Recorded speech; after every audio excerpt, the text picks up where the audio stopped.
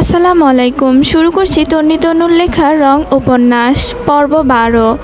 অন্ধকার জগতের কালো অধ্যায় টেনে ছিঁড়ে নিজেই সেদিন স্বেচ্ছায় রাফসানের হাতে ধরা দিতে উদ্যত হয়েছিল ইরফাত। তাই বিনা বাক্যে উঠে গিয়েছিল জাহাজে। নীরব নিস্তব্ধতা নৈশব্দে কেটেছে কতগুলো দিন। তবে ধারালো মস্তিষ্কের প্রজ্বলনে যে হিসাব ইরফাত জাহাজে ওঠার আগে কষে এসেছিল তা কি কালো জগতের কেউ জানবে কখনো? এবার তার ডানে বামে কেউ নিজের বাবার দেখানো পথ পরিকল্পনা মোতাবেক হারছে সে। স্বতন্ত্র শক্তিশালী ক্ষমতাশালী আইজিপি রোস্তান কবিরের সাথে একান্তে নিরালয় নিবৃত্তে যে পরিকল্পনার ছক কষে এসেছিল সেই গোপন পরিকল্পনার বাস্তবায়ন শুরু হয়েছে হলরুমের হুকুমের গোলাম হওয়া ছেলেগুলোকে দেখার পরেই। তীক্ষ্ণ মস্তিষ্কের ধীরা ইরফাত যা করছে সে রাতেই ধরে ফেলেছিল। যখন অবলোপন করে তারা জাহাজে নেই, দীর্ঘ প্রতীক্ষার পর কাঙ্ক্ষিত জায়গায় পৌঁছে গেছে। একদিনে নীরব থেকে প্রতিপক্ষের সামনে হার মেনে নিয়েছে নিস্তব্ধ নীরব। অন্যদিকে খেলা চালিয়ে যাচ্ছে ডুয়েল গেমিং পারফর্মার ইরফাত। সে রাতেই সিগন্যাল দিয়েছে আইজিপি রোস্তান কবিরকে। পায়ের ক্যাজুয়াল জুতার গোপনে আছে এক আস্ত ডিভাইস, সাথে ব্লুটুথ। উপর থেকে জুতা সারাদিন ধরে ঘাটাঘাটি করলেও গোপন ডিভাইসের দ্বার প্রান্তে যাওয়ার উপায় নেই। নিজের ক্যাজুয়াল জুতার সোল কেটে বাইরে 2 ইঞ্চি সামনে মোবাইল, উপরে বসিয়ে স্টিলের পাত যাতে জুতার চাপ পড়লে ফোনটি নষ্ট না হয়। তার উপরে 3D প্রিন্টারে যা আপাতত দৃষ্টির জুতাতে গর্ত মনে হবে। 3/4 প্যান্টের কোমরের আগে থেকে ঢুকানো ছিল কয়েকটি দেশীয় সিম কার্ড। প্রতিপক্ষের পরিকল্পনা যাই হোক, উদ্দেশ্য একমাত্র ইরফাত। সে উড়োচিঠিতে আগেই পেয়েছিল, সেই বিষয়ে সন্দেহের অবকাশ নেই। চট্টগ্রাম পানিপথ দিয়ে যাওয়ার সময় এমন সকল দেশের সিম কার্ড সহ পুরো ইউরোপের সিম কার্ডের ব্যবস্থা করা ছিল। লক্ষ্য তো সেই আগে থেকেই ঠিক করে রেখেছে। ডুয়েল গেমার ইরফাত আসল কালপ্রিটের চোখের সামনে এক টুকরো সময় করে পড়বে তখন। মৃত্যু খেলা শুরু হয়েছে অনেক আগেই। ইরফাত তার সকল পরিকল্পনা সুসজ্জিতভাবে ধাপে ধাপে আড়ালে আড়ালে পরিচালনা করছিল ঘাপটি মেরে। দেশীয় তাণ্ডব কভার করে এজেন্ট আর ইন্টারপোলদার সাথে সাহায্য করার যোগাযোগ উদ্ঘাটনের পরিকল্পনার প্রতিফলনের সময় ছিল আজ রাত 12টার পরেই। ইন্টারপোলারের পুলিশরা সহ আন্ডারকভার এজেন্ট এর সদস্য পুরো রিসোর্ট জুড়ে গতদিনেই ক্যাজুয়াল গেট আপে প্রবেশ করেছিল। রাত 12টায় একটা সিগন্যাল ঝাঁপিয়ে পড়বে তারা। তার আগেই রাফি অঘটন ঘটিয়ে ফেলল। বন্দি অবস্থায় রাফসান যখন বলে রুমের বাইরে থেকে বন্ধ, ডাকাডাকি আর চেঁচামেচি, যখন কোনো কাজ হচ্ছিল না দ্বিতীয় তলায়, ঠিক সেই মুহূর্তে দুর্নিবার অগ্নিমূর্তি ধারণকারী ইরফাত শক্ত ক্যাসিক ডিজাইনের অ্যালুমিনিয়াম রেকিং চেয়ার ছুঁড়ে ভেঙে ফেলেছিল জানালার থাই গ্লাস। আর শীতল চোখ মুহূর্তেই হয়ে উঠেছিল অগ্নিশিখা। তার তীক্ষ্ণ চোখের প্রজ্বলনে বলিষ্ঠ হাতের ধ্বংসলীলায় যেন লিখে দিচ্ছিল, সিনথিয়ার যদি ফুলের টোকাও লাগে সব ভেঙে চুরে দুমড়ে মুচড়ে একাকার করে দিবে নিমেষেই। মোটা রশি দিয়ে দড়ি বেয়ে নিচে নেমে গেছে ইরফাত, এরপর রাফসান, তারপর জাবির। বোনকে রক্ষা করা রাফসান নিজেই প্রতিপক্ষ জাবির। ইরফাতের হাতে তুলে দিয়েছিল রাইফেল রিভলভার। অতঃপর এই মুহূর্তে সিনথিয়াকে কাঁধে ঝুলিয়ে সিঁড়ি দিয়ে অগ্নিমূর্তি হয়ে নামছে ইরফাত। জাবির রিভলভারের দাপটে 2 হাত উঁচু করে সিঁড়ি ভেঙে আন্ডারগ্রাউন্ডের দিকে হাঁটছে পিশাচ দল। কানে ব্লুটুথখানা দপদপ করে জ্বলে উঠে। সেই সিগনালে ইরফাত নিজেও জ্বলে উঠে। Force ready. সিঁড়ি যত নিচের দিকে নেমে যাচ্ছে অন্ধকারাচ্ছন্ন হয়ে যাচ্ছে চারপাশ। ব্যবসা গন্ধটাও গাঢ় হচ্ছে ক্রমেই। ইরফাত সহ পুরো একটা পুলিশ টিম নিচের দিকে নেমে যাচ্ছে, যাদের শরীরে বুলেট প্রুফ জ্যাকেট, পায়ে বুট, হাতে রাইফেল সহ আরও প্রয়োজনীয় ব্যাগপত্র। বাকিদের তোলা হয়েছে জিপে। হাতের পেছনে পিছড়া করে বাঁধা রাফির। রাফসান এখন কাঠের পুতুল। আন্ডারগ্রাউন্ডের ভারী পাল্লায় কড়া নাড়ে ইরফাত। রাফসান কাতর গলায় বলে, ট্রাস্ট মি, এই মুহূর্তে আমি কোনো মিথ্যা বলছি না। আমার বোনকে আমার কাছে দিয়ে যা খুশি করো যাও। আন্ডারগ্রাউন্ডের লিডার সত্যি ভয়ঙ্কর। ছোট পাখিকে নিয়ে কোনো রিস্ক নিতে চাই না। ইরফাত এক মুহূর্তে দোটানায় থাকে। নিস্তেজ সিনথিয়াকে কাঁধে রেখে কতক্ষণ লড়বে প্রতিপক্ষের সাথে? রাফসানকে বিশ্বাস করার অবকাশ নেই। একজন সাইকো যে কোনো সময় বিগড়ে যেতে পারে। পুলিশ টিম অধিকাংশ ইরফাতের সাথেই, বাকি বাইরে একজন জিপের সাথে শত্রুপক্ষের। সেখানে কোনোভাবেই সিনথিয়াকে একা ছাড়া যায় না। আন্ডারগ্রাউন্ডের অন্ধকারাচ্ছন্ন দরজার দ্বার প্রান্তে দাঁড়ানো রাফি ও রাফসান, পেছনে জাবির আর ইরফাত। এর পেছনে আছেন এনএসআই এর বিশ্বস্ত কর্মকর্তা সালমান সারাফি, যার নজরদারি ছিল তরুণ সমাজের কীর্তিকলাপে। ক্রিকেট ব্যাটিং এর সমস্ত তথ্য সংগ্রহ তার উপরই ন্যস্ত ছিল। তিনি এখনও সশরীরে উপস্থিত। রাফি পিছনে তাকায়। ইরফাত রিভলভার তেজস্বী স্বরে বলল, ডাক। সহসায় রাফি কাঠের পুতুলের মতো দরজায় নক করল। গলায় ফুটে ওঠে গুপ্ত পাসওয়ার্ড। এরপরে সহসায় সক্রিয়ভাবে দুদিকে সরে যায় ভারী পাল্লার প্রবেশদ্বার। সামনে দাঁড়ানো সাদা চামড়ার বলিষ্ঠ দেহের দীর্ঘকায় গায়ে কালো লেদার জ্যাকেট, পরনে কালো বুট, কাঁধে রাইফেল। প্রথম পলকেই আকস্মিক অপ্রত্যাশিতভাবে ইরফাতকে দরজায় দাঁড়িয়ে দেখে মুখে অমাবস্যার আধার নেমে যায় প্রতিপক্ষের। সহসায় মস্তিষ্কের বিপদ সংকেত শক্ত হাতের রাইফেল ইরফাতের দিকে তাক করে দীর্ঘদেহী লোকটি। তার ভারী ধাতুর তৈরি বুলেটের সালমান সারাফি হাতে গান থেকে নিঃশব্দে বেরিয়ে চোখের পলক ফেলতেই ছোট্ট ছিদ্র হয়ে বেরিয়ে যায় দীর্ঘদেহীর চওড়া কপাল। চোখগুলো ড্যাব ড্যাব করে খোলা, যেন নিজেও টের পায়নি তার জীবনের অন্তিম পর্ব ঘনিয়ে আসার। ধপ করে শব্দ করে পড়ে যায় মেঝেতে। রক্ত ছিটকে পড়ে সাদা ধপধপে টাইসে। আপাতত রাস্তা ফাঁকা। রাফি রাফসানকে সামনে রেখে পেছনে দাপিয়ে চলে ইরফান, জাবির ও সারাফি। বাকিরা দরজায় দাঁড়িয়ে থাকে। আন্ডারগ্রাউন্ডের বিশাল খোলা জায়গা নিয়ে নির্মিত, যেন খেলার মাঠটি মেঘের আধারে ডুবো ডুবো। ধুধু মরুভূমির মতো শূন্য, মৃদু হলদে আলোয় ফাঁপা।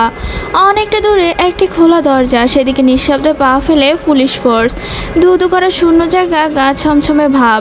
একই সাথে নিঃশব্দে ফেলা পায়ের শব্দের প্রতিধ্বনি, শ্বাসের শব্দ ফনা তোলা সাপের মতো হিসহিস করে উঠছে। পায়ের সাথে কান খাড়া, চোখ ঘুরিয়ে ঘুরিয়ে সাবধানে পা ফেলছে ইরফাত। আকস্মিক দরজা থেকে পাগলা ঘোড়ার মতো তীব্র বেগে ছুটে আসে একদল পিচাস।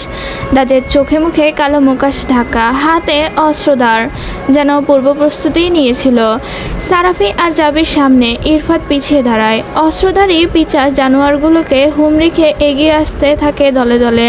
পুলিশ সদস্যের হাতে রাইফেল, হ্যান্ডগান দিয়ে প্রস্তুত হতে নেয়। প্রতিপক্ষ আক্রমণের ধাওয়া পাল্টা ধাওয়া। বিশালাকার আন্ডারগ্রাউন্ড এখন যুদ্ধক্ষেত্র। প্রতিপক্ষ কখনো তেড়ে আসছে, তাদের অগ্নিস্ফুলিঙ্গের বুলেটে ঝরে যাচ্ছে পুলিশ সদস্য। প্রতিপক্ষ হিংস্র বাঘের ন্যায় লাফিয়ে মাংস খুবলে নিতে ইচ্ছে করছে। ইরফাদের কাঁধে থাকা সিনথিয়ার নিঃশ্বাস ভারী হচ্ছে। ট্রেনিংয়ে ভারী বস্তু কাঁধে নিয়ে অস্ত্র চালানোর তার পূর্ব অভিজ্ঞতা। এক হাতে ইরফাত চালাচ্ছে ভারী অস্ত্র। পুলিশ সদস্যের মাথায় হেলমেট, স্পাইদের রাইফেল নিয়ে মাটিতে শয়িত করছে কেউ কেউ। আগ্নেয়াস্ত্রের আগ্নেয়গিরির উত্তাপে ঝাঁঝরা করে দিচ্ছে প্রতিপক্ষের বুক। তবে প্রতিপক্ষ থেমে নেই। পাগলা ঘোড়ার মতো হেঁচড়া ধ্বনিতে ছুটে আসছে তারা। ইরফাদের সামনে মুখোশধারী হিংস্র জানোয়ারের ন্যায় হিসহিস করে দাঁড়ায় প্রতিপক্ষের একজন, যার রাইফেল এই মুহূর্তে বুলেট শূন্য। সে চোখের পলকে বাতাসের গতিতে হিংস্র থাবায় ফেলে দেয় ইরফাদের আগ্নেয়াস্ত্র। অগ্নিধ্বংসরূপে ইরফাদের ঝংকার তুলে এগিয়ে আসে। প্রতিপক্ষের হাতে আঘাতগুলো এক হাতে ঠেকিয়ে যায়। প্রথম বাম হাত, পরে ডান হাত। এইভাবে প্রতিপক্ষের হাতের আঘাতগুলো শক্ত হাতে ঠেকায়। এরপর লৌহ শক্ত ইস্পাতের ন্যায় পা শূন্যে তুলে কঠিন আঘাত করে প্রতিপক্ষের চোয়ালে। চোয়ালের হাড় যেন মুচড়ে ভেঙে যায়। হিংস্র জানোয়ার কাত হয়ে পড়ে নিচে। রাফসান দূর থেকে দৌড়ে আসে ইরফাদের দিকে, তারপর চিন্তিত স্বরে বলে, আই রিকোয়েস্ট, ছোট্ট পাখিকে সেফ জোনে রাখা হোক। আই সোয়ার, আমার বোনের ক্ষতি করব না। ওকে পাশের রুমে রাখা হোক। লক করে দিয়ে চাবি চাইলেও দিব, সব চাবি দিয়ে দেব, সব। চাইলে দরজায় পুলিশের কেউ থাকুক। ইরফাত ভেবে দেখে বিষয়টা। এই হট্টগোলে সিনথিয়া রিক্স আছে, তাই পাশের রুমে সিনথিয়াকে রাখা হয়। পুলিশের দুজন সদস্য পাহারায় থাকে। ইরফাত ফেরে আগের জায়গায়। পুলিশের গুলিতে ঝাঁঝরা হয়ে যায় জানোয়ারদের বুক। পুলিশ সদস্যদের কেউ কেউ আহত হয়। তাদের একদল পুলিশ বাইরে নিয়ে জিপে রেখে আসে। কিছু সময়ের ব্যবধানে আন্ডারগ্রাউন্ড উত্তপ্ত হয়ে ওঠে। রক্তে রঞ্জিত পাতাল যেন মৃত্যুপুরী। প্রতিপক্ষে যেন কম যায় না। হিংস্র থেকে হিংস্রভাবে তেড়ে আসে তারা। ইরফাদের বিধ্বংসী দাপট, অস্ত্রধারী তীক্ষ্ণ চোখের অবলম্বন করে প্রতিপক্ষের প্রতিটি পদক্ষেপ। ঘূর্ণিঝড়ের মতো ধেয়ে ধেয়ে এগিয়ে যায় বাতাসের গতিতে। এই ধারালো মস্তিষ্কের খেলোয়াড়ের হাতে রাইফেলের সীসা তৈরি বুলেট নিশানা বরাবর লাগে, রক্ত ফিনকি মেরে বৃষ্টির মতো ঝরে, চোখে মুখে রক্তের ছিটকে এসে লাগে, রক্তের তেতুসাদ জিভায় লেগে থু ফেলছে ইরফাত, হাতে মুখে মুছে নিচ্ছে ওই সব প্রতিপক্ষের ঘায়েল করে। দরজা পেরিয়ে রুমে যায় ইরফাত, জাবির ও সারাফি, সামনে রাফিকে আর রাফসানকে রেখে সদ্য উদ্ঘটনা যায় তারা। রুম শূন্য, কেউ নেই, তাহলে এই ছেলেগুলো কোথায়?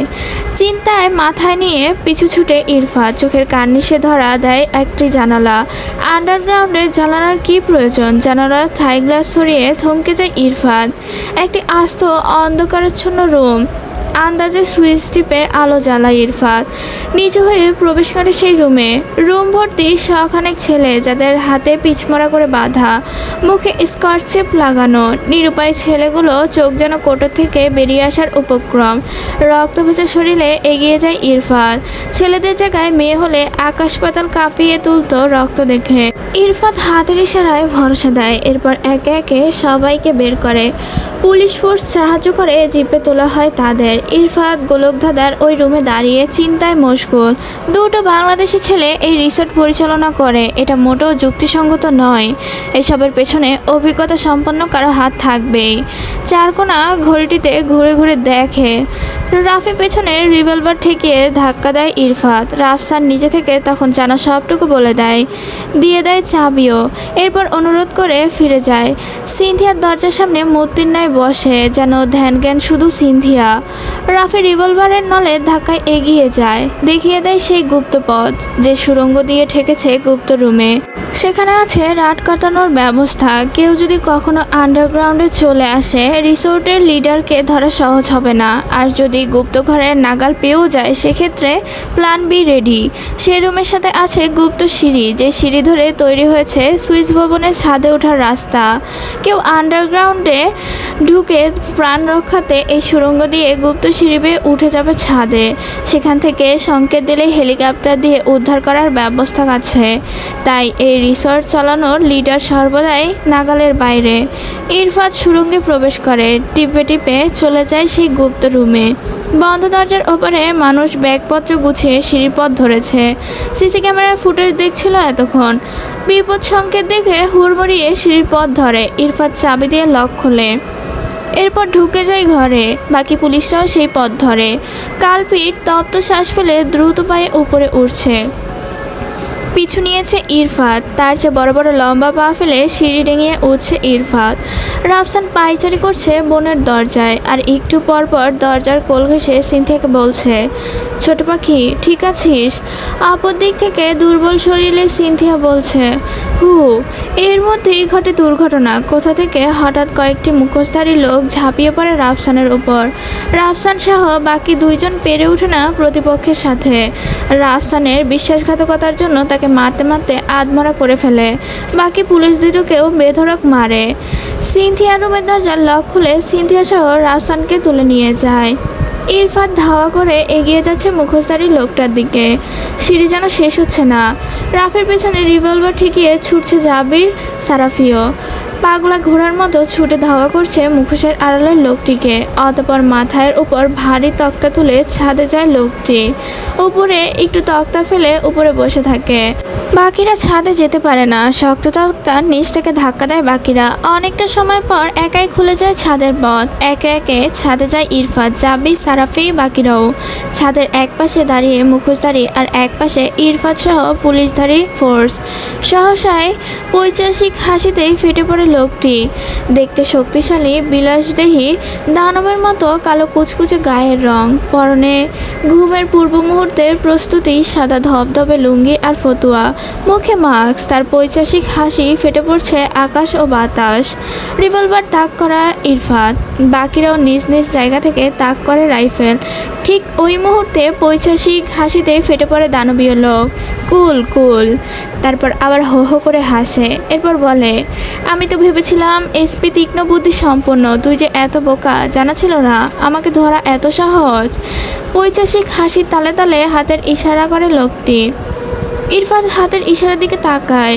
সিনথিয়া প্রতিপক্ষের হাতে বন্দি। অতঃপর স্তব্ধতা, নৈশব্দতা। সিনথিয়ার নিস্তেজ শরীর, আধখোলা চোখ, যে চোখে নেই কোনো শক্তি। মাথায় রিভলভার ঠেকিয়ে টেনে হিচড়ে নিয়ে এসেছে কয়েকজন পিচাস। ইরফানের রক্ত উঠে যায় মাথায়, চোয়াল শক্ত হয়, ফুলে ওঠে হাতের পেশি। মুখোশধারী বিশালদেহী লোকটি ইশারায় আরেকটি ছেলে রিভলভার ছুঁড়ে। রিভলভার হাতে ধরে লোকটি তেরসা হাসে।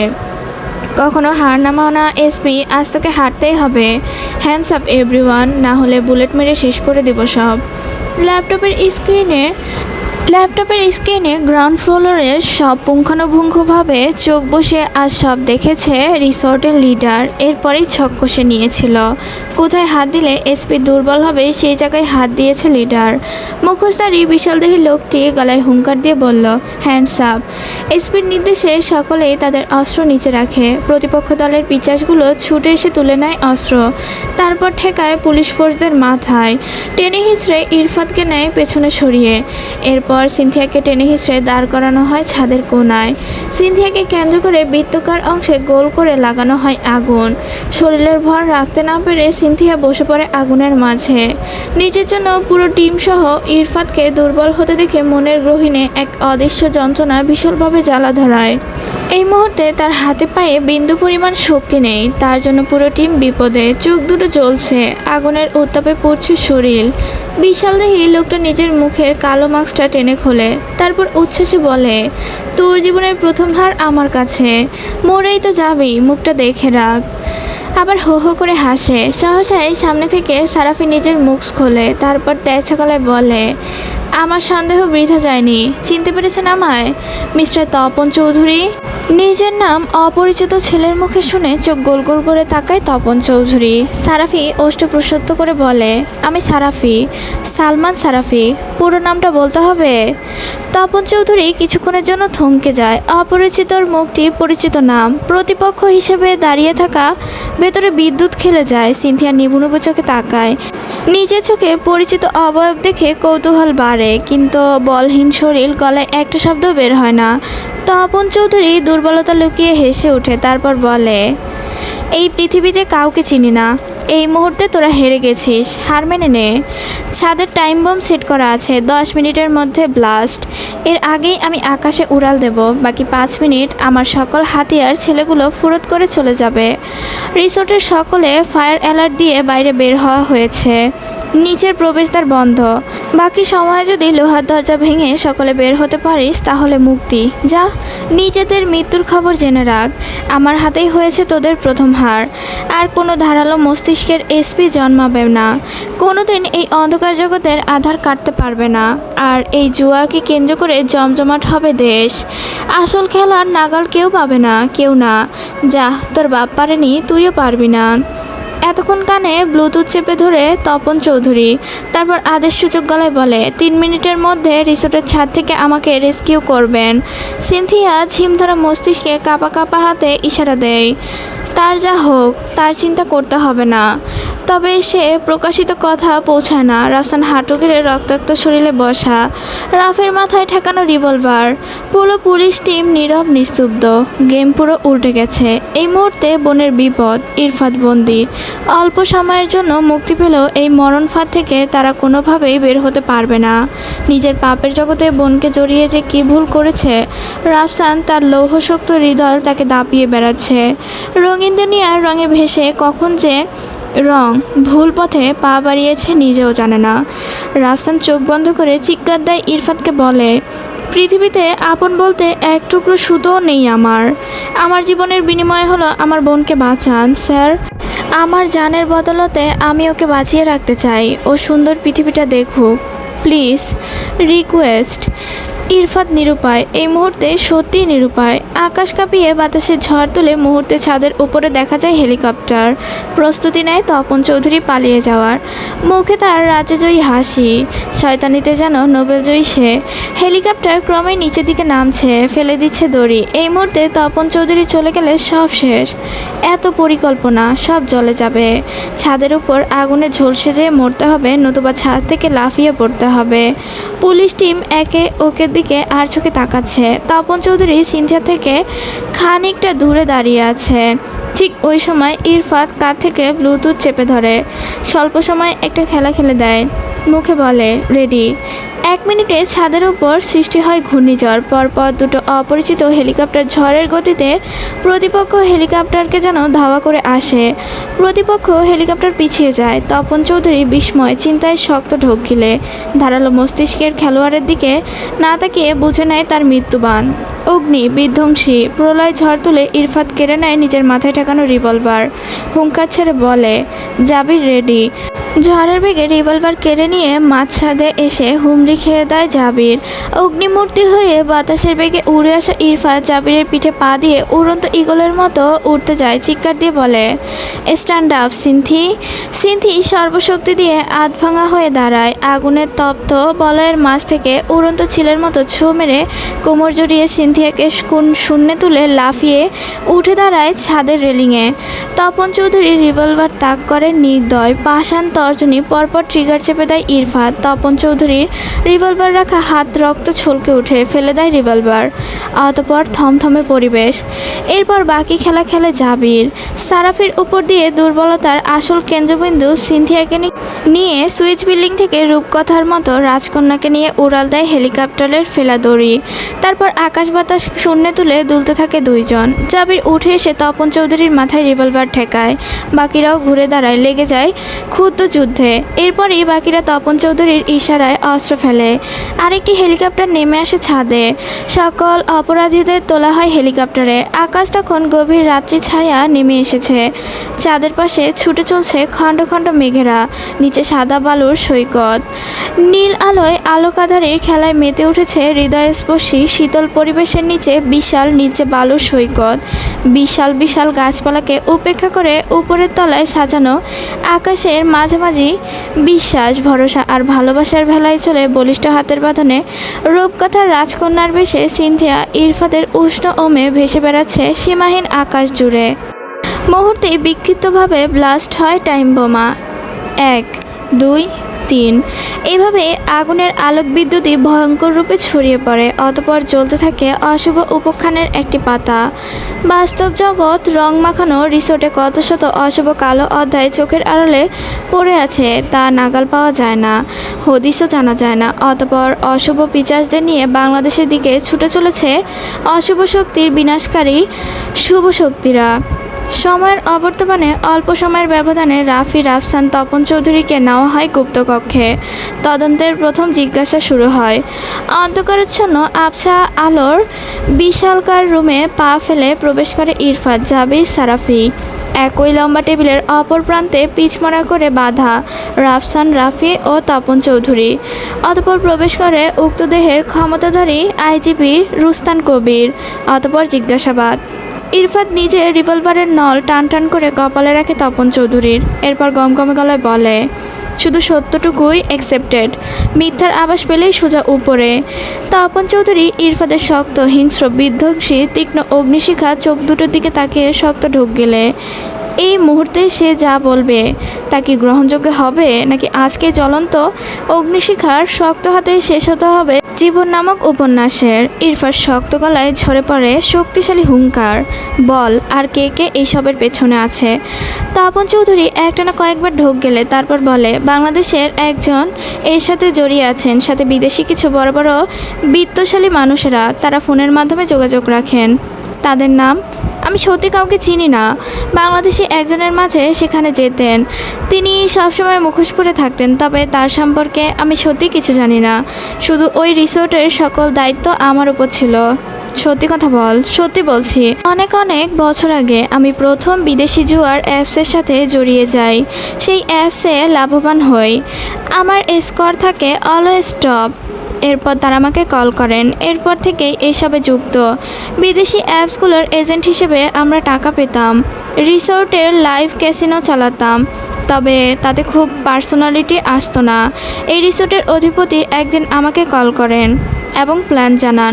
তিনি চান একটা নতুন অ্যাপস ক্রিয়েট করতে, যেখানে বিদেশিদের কোনো হাত থাকবে না, এবং দেশের ফাইনাল খেলার আগে একটি তরুণ সমাজের কাছে পৌঁছে দিতে হবে। এই জন্য শুরু হয় কার্যক্রম। বোটিং অ্যাড দেওয়া হয়, গ্রামে ক্রিকেটার খেলা অভ্যস্ত ছেলেদের তুলে আনা হয়, আর ওই অ্যাপসে ছেলেদের আকৃষ্ট করে ভয়েস দেওয়ার প্রয়োজন পড়ে। মাঝে মধ্যে কৌতূহল জগতে ছেলেদের নাম্বারে কল দেওয়ার প্রয়োজন পড়ে। কেউ কেউ হেরে গিয়েও অ্যাপস আনইনস্টল করে দেয়। সেক্ষেত্রে তাদের সাপোর্ট দিয়ে আবার ডিপোজিট করার জন্য মেয়াদি ভয়েস প্রয়োজন হয়। ওই জন্য একজন মাফিয়ার মাধ্যমে তুলে নেওয়া হয় কিছু মেয়েদেরও। তবে সে প্ল্যান ফুলফিল হয় না। সেই সময় কিছু মেয়ে হঠাৎ করে মেডিসিনের কড়া ডোজে মারা যায়। অ্যাট দ্য মিন টাইম আরও কিছু মেয়েকে কিডন্যাপ করা হয়। এরপরের ঘটনা আপনারা জানেন, কারণ আপনি সেই কেস সলভ করছেন। গল্প শুনতে চাইনি, নাম বল। আমি সত্যি জানি না স্যার। তিনি কখনো সামনে আসেননি, শুধু ফোনে কথা বললো হয়তো। আপনি যদি এখন শ্যুট করেও দেন তবুও কথা নড়চড় হবে না। শিশির বল না বাবা, আমি মিথ্যা বলছি না। শিশির শক্ত হাতে দাঁড়ায়, দায়িত্বের জায়গায় দাঁড়িয়ে কড়া গলায় বলে, স্যার বলুন, এখানে আপনার কেউ আপনজন না। তপন চৌধুরী চোখ নামিয়ে বলে, সরি স্যার, তবে আমি সত্যি বলছি। পুরো ক্রাইম জগতের মানুষ জানে ইরফাদের হাতে রিভলভার থাকার অর্থ।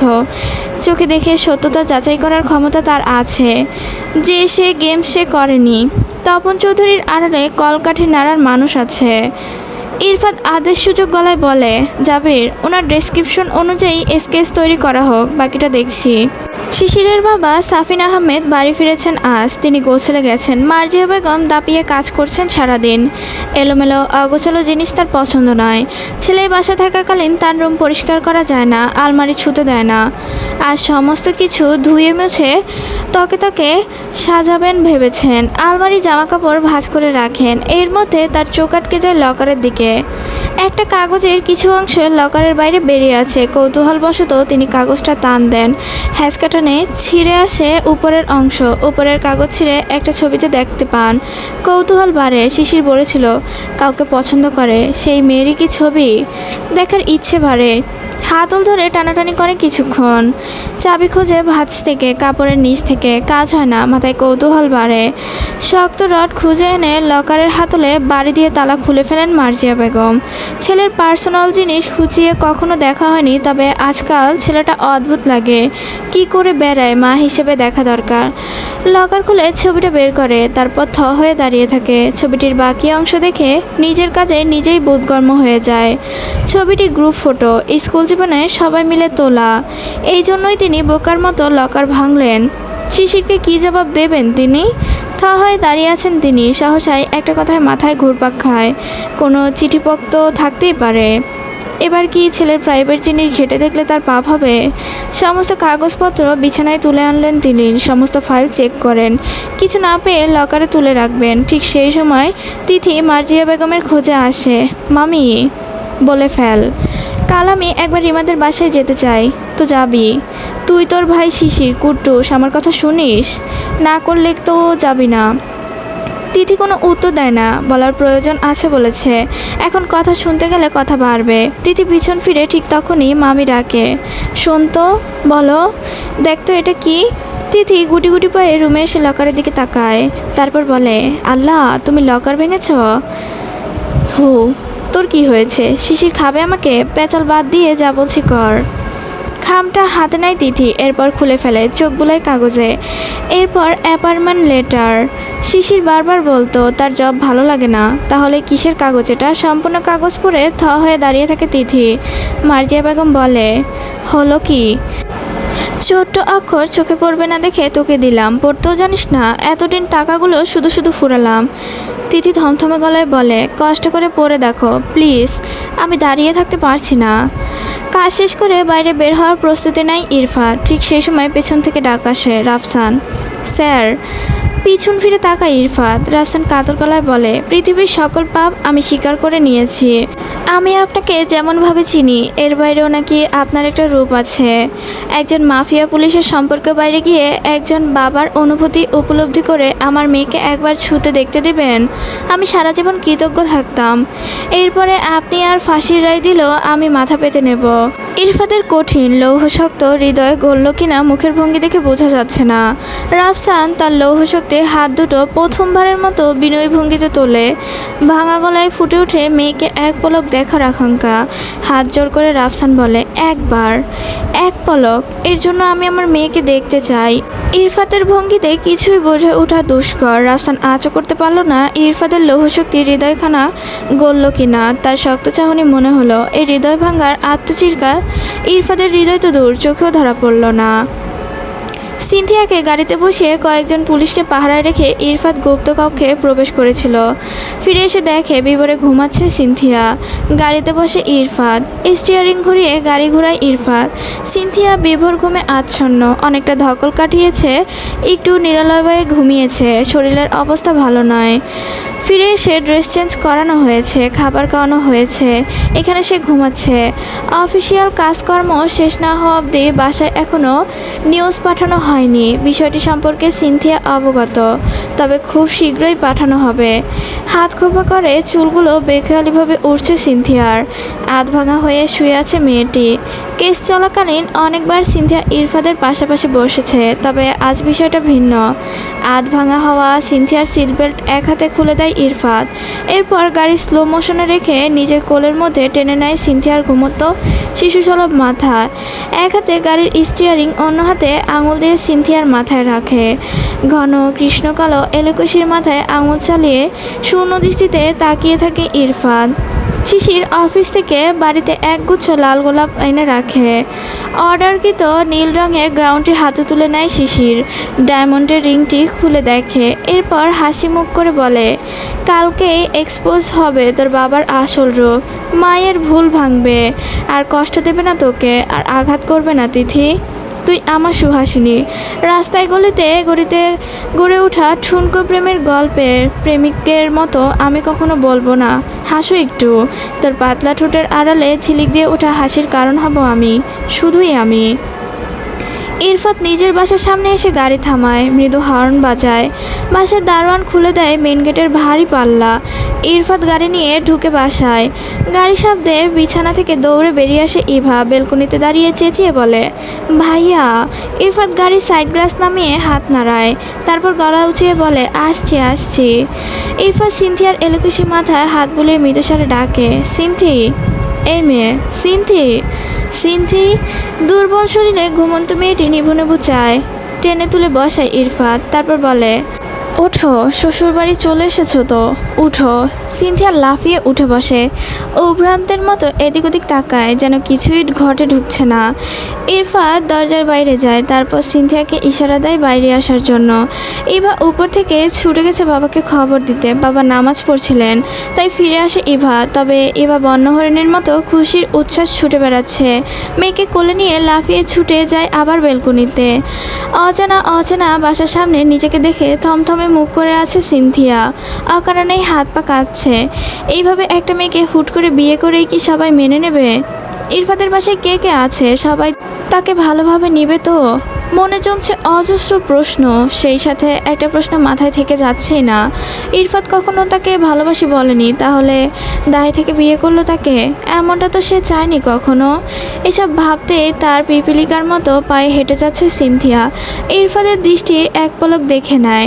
সিনথিয়া অপ্রস্তুতভাবে হাঁটছে। ছোট করে একটা শ্বাস ফেলে ইরফাত সিনথিয়াকে থামিয়ে আস্ত মানুষটাকে কাঁধে তুলে নেয়। আকস্মিক এমন কাজে অপ্রস্তুত হয় সিনথিয়া। লজ্জা জড়ানো গলায় বলে, আমি হাঁটতে পারি। ইরফাত কোনো কথা বলল না, যেন তার কাজ তার ভাবনা বরাবর ঠিক। সিনথিয়া আবার বলল, প্লিজ নামিয়ে দিন, মানুষ কি ভাববে? ইরফাত বলে, কে কি ভাববে? তোমার হাঁটার যে গতি, সকাল হয়ে যেত। ধাপ ধাপ পা ফেলে উপরে উঠে যাচ্ছে ইরফাত। দরজা খুলে ড্রয়িং রুমে গিয়ে ধপাস করে বসায় সিনথিয়াকে। এবার দৌড়ে ভেতরে আসে, তারপর অনুভূতিশূন্য হয়ে যেন দাঁড়ায়। এত বছরে কখনো কোনোদিন মেয়েকে ধরে কাছে আসতে দেখেনি তার ভাইকে। মূর্তির মতো স্তব্ধ হয়ে দাঁড়িয়ে আছে ইভা। টুবা মায়ের কোল থেকে নেমে যায় আর বলে, ইয়ে মামাই। ইরফাত হাত বাড়িয়ে শূন্যে দুলিয়ে কোলে নেয় টুম্পাকে। ইভা একবার ইরফাতের দিকে তাকাচ্ছে, একবার মেয়েটির দিকে, তবে সত্যিই কিছু বুঝতে পারছে না সে। ইরফাত ইভার দিকে ধীর পায়ে এগিয়ে আসে, মাথায় টোকা দিয়ে বলে, কেমন আছিস? বাবা কই? ইভা থমথমে গলায় বলে, মেয়েটা কে? ছোট টুম্পা সোফায় বসে মেয়েটির দিকে তাকায়, তারপর বলে, বন্ধু এনেছো মামুনির জন্য মামাই? ইরফাত মৃদু হাসে। টুম্পাকে টুপটুপ করে দুটো হামি দেয় ইরফাত। তারপর ইভাকে এক বাহুতে আগলে নিয়ে ছোট্ট মাথায় হামি দেয়। এরপর বলে, বন্ধু নিয়ে এসেছি তোর তোর নাকি একা লাগে? ইভা ইরফাতের বাহু থেকে বলে, সত্যি করে বলো তো কে মেয়েটা? আরে দেখলাম বউমেলা হচ্ছে, বউমেলা থেকে বউ কিনে এনেছি, পছন্দ হয়নি? বউ শব্দটা সিনথিয়া শুনে চোখ তুলে তাকায়। ইরফাতের বউ সে, এই কথাটা ভাবতেই বুকের গহীনে তোলপাল শুরু হয়। উত্তাল সাগর ঢেউয়ের মতো দোল খায় শব্দটি। অপ্রত্যাশিত জিনিসটি চোখের সামনে বাস্তব হতে দেখে ইভা যেন অন্য দুনিয়ায় হারিয়ে যায়। সে ছোট্ট বাচ্চার মতো লাফাতে লাফাতে চিৎকার করে বলে, বাবা বাবা, ভাইয়া বউ নিয়ে আসছে বাবা, তাড়াতাড়ি আসো বাবা। রিদওয়ান রহমান আসেন ধীর পায়ে। এসব তিনি মোটেও বিশ্বাস করেন না। ইরফাত বাবাকে দেখে এগিয়ে যায়। রিদওয়ানুর রহমান পায়ের গতি বাড়ান, ছেলেকে গাল ভরে ডেকে দেন, আব্বা কেমন আছো আব্বা? ইরফাত ছোট্ট বাচ্চার মতো বাবার কাছে যায়। বহুদিন দূরে থাকায় ক্ষতিপূরণ স্বরূপ রিদওয়ান রহমান ছেলেকে জড়িয়ে ধরেন। ছেলে যতই বড় হোক, বাবার কাছে সন্তান সবসময় ছোট শিশুই রয়ে যায়। ইরফাতের পিঠ চাপড়ে রিদওয়ান রহমান এবার এগিয়ে গিয়ে বলে, আমি কি বললাম ওইটা শোনার প্রয়োজন মনে করলে না বাবা? ভাইয়া বউ নিয়ে আসছে, তাকে দেখো আগে। রিদওয়ান রহমান ব্রু কুঁচকে ফেললেন। ইরফাত আনবে বউ, তাও আবার না বলে? পেছন থেকে সিনথিয়া মাথায় কাপড় টেনে নিয়ে সালাম দেয়, আসসালামু আলাইকুম। রিদওয়ান রহমান সালামের উত্তর দিতে দিতে একবার ইরফাতের দিকে তাকায়, একবার সিনথিয়ার দিকে। তারপর চোখের ভঙ্গিমায় স্পষ্ট তিনি যেন নিজের চোখে বিশ্বাস করতে পারছেন না। ইরফাত খানিকটা অপ্রস্তুত হয়ে টুম্পাকে নামিয়ে দেয়। তারপর বলে, অনেক টায়ার্ড লাগছে বাবা, ফ্রেশ হয়ে আসছি বলেই রুমে চলে যায় ইরফাত। রিদওয়ানুর রহমান খুশিতে নড়চড় ভুলে যান। ছেলে বিয়ে করবে, তাও এভাবে, সে তো ভাবতেই পারছে না। খুশিতে আত্মহারা হয়ে সিনথিয়ার কাছে যান। মায়াবী মুখখানায় হাত দিয়ে বলেন, মাশাল্লাহ আম্মা মাশাল্লাহ। ইভা আলমারি থেকে বক্সটা নিয়ে আয়, তোর মা থাকলে আজ অনেক খুশি হতো। যা যা। অপ্রত্যাশিত বিষয়গুলো নিজের চোখের সামনে ঘটতে খুশিতে টুপ করে জল গড়িয়ে পড়ে সিনথিয়ার। সব স্বপ্ন স্বপ্ন লাগে। এতটা আদর পাবে সিনথিয়া কল্পনাও ছিল না। এইবার দৌড়ে গিয়ে আলমারি থেকে গহনার বক্স নিয়ে আসে। রিদওয়ানুর রহমান নিজে সিনথিয়ার হাতে দুটো স্বর্ণের মুখবালা পরান। ইভা খুশিতে মায়ের চেন, মায়ের হার সিনথিয়ার গলায় পরায়, হাতে তুলে দেয় গহনার 5টা বক্স। সিনথিয়া অপ্রস্তুত হয়ে যায়। আসার পরে কি না কি হচ্ছে সেই চিন্তায় পাগল হচ্ছিল সে। আর এরা তো পুতুলের মতো গহনায় ঢেকে দিচ্ছে, না করলেও তার কথা যেন কেউ শোনার প্রয়োজনই মনে করছে না। সবশেষে ইভা নিজের তরফ থেকে নিজের হাতের একটা আধুনিক বাচ্চাদের স্টাইলে বানানো চুড়ি সিনথিয়ার হাতে পরিয়ে দেয়। সিনথিয়া বাধা দেয়, কি করছো আপু? শখটা অনেক বড়, তবে দেওয়ার মতো কিছুই নেই, এটা তোমাকে নিতেই হবে। আমি আজ খুব খুশি। তারপর বলে, তুমি বাচ্চা একটা মেয়ে, তোমাকে কি করে ডাকি বলো তো? ভাবি বললে মোটেও মানাবে না, তোমাকে আমি বউ বলে ডাকবো। সিনথিয়া কাঠের পুতুলের মতো দাঁড়িয়ে আছে, কি বলবে কি করবে কিছুই বুঝতে পারছে না। রিদওয়ান রহমান তাড়া দেয়, ইভা যাও মাকে ফ্রেশ করিয়ে নিয়ে আসো, যাও। ফ্রেশ হয়ে তাহলে কোমর পেঁচিয়ে রুমে আসে ইরফাত। ফোন বাজছে। এই নিয়ে 8টা কল ঢুকেছে প্রভাত রঞ্জনের। কল ধরে ইরফাত, কি ব্যাপার ইরফাত, তুমি দেশে ফিরেছ, আমাকে একটা কল দিলে না? আপনি কি করে জানলেন? তুমি আমার ছেলের মতো, ছেলের খবর বাবার কাছে আসবেই। তাই নাকি? নিজের খবর এক্সপোজ করতে ভয়ে আছেন নাকি? কি বলছো বাবা, বুঝতে পারছি না তো। কাল সকাল হোক, সবটা নিজ দায়িত্বে জানিয়ে দেব। ইরফাত ক্লিয়ারলি বলো, আমার সাথে ডিসকাস করো, সবটা আমার ডিসকাস করে সলভ করি।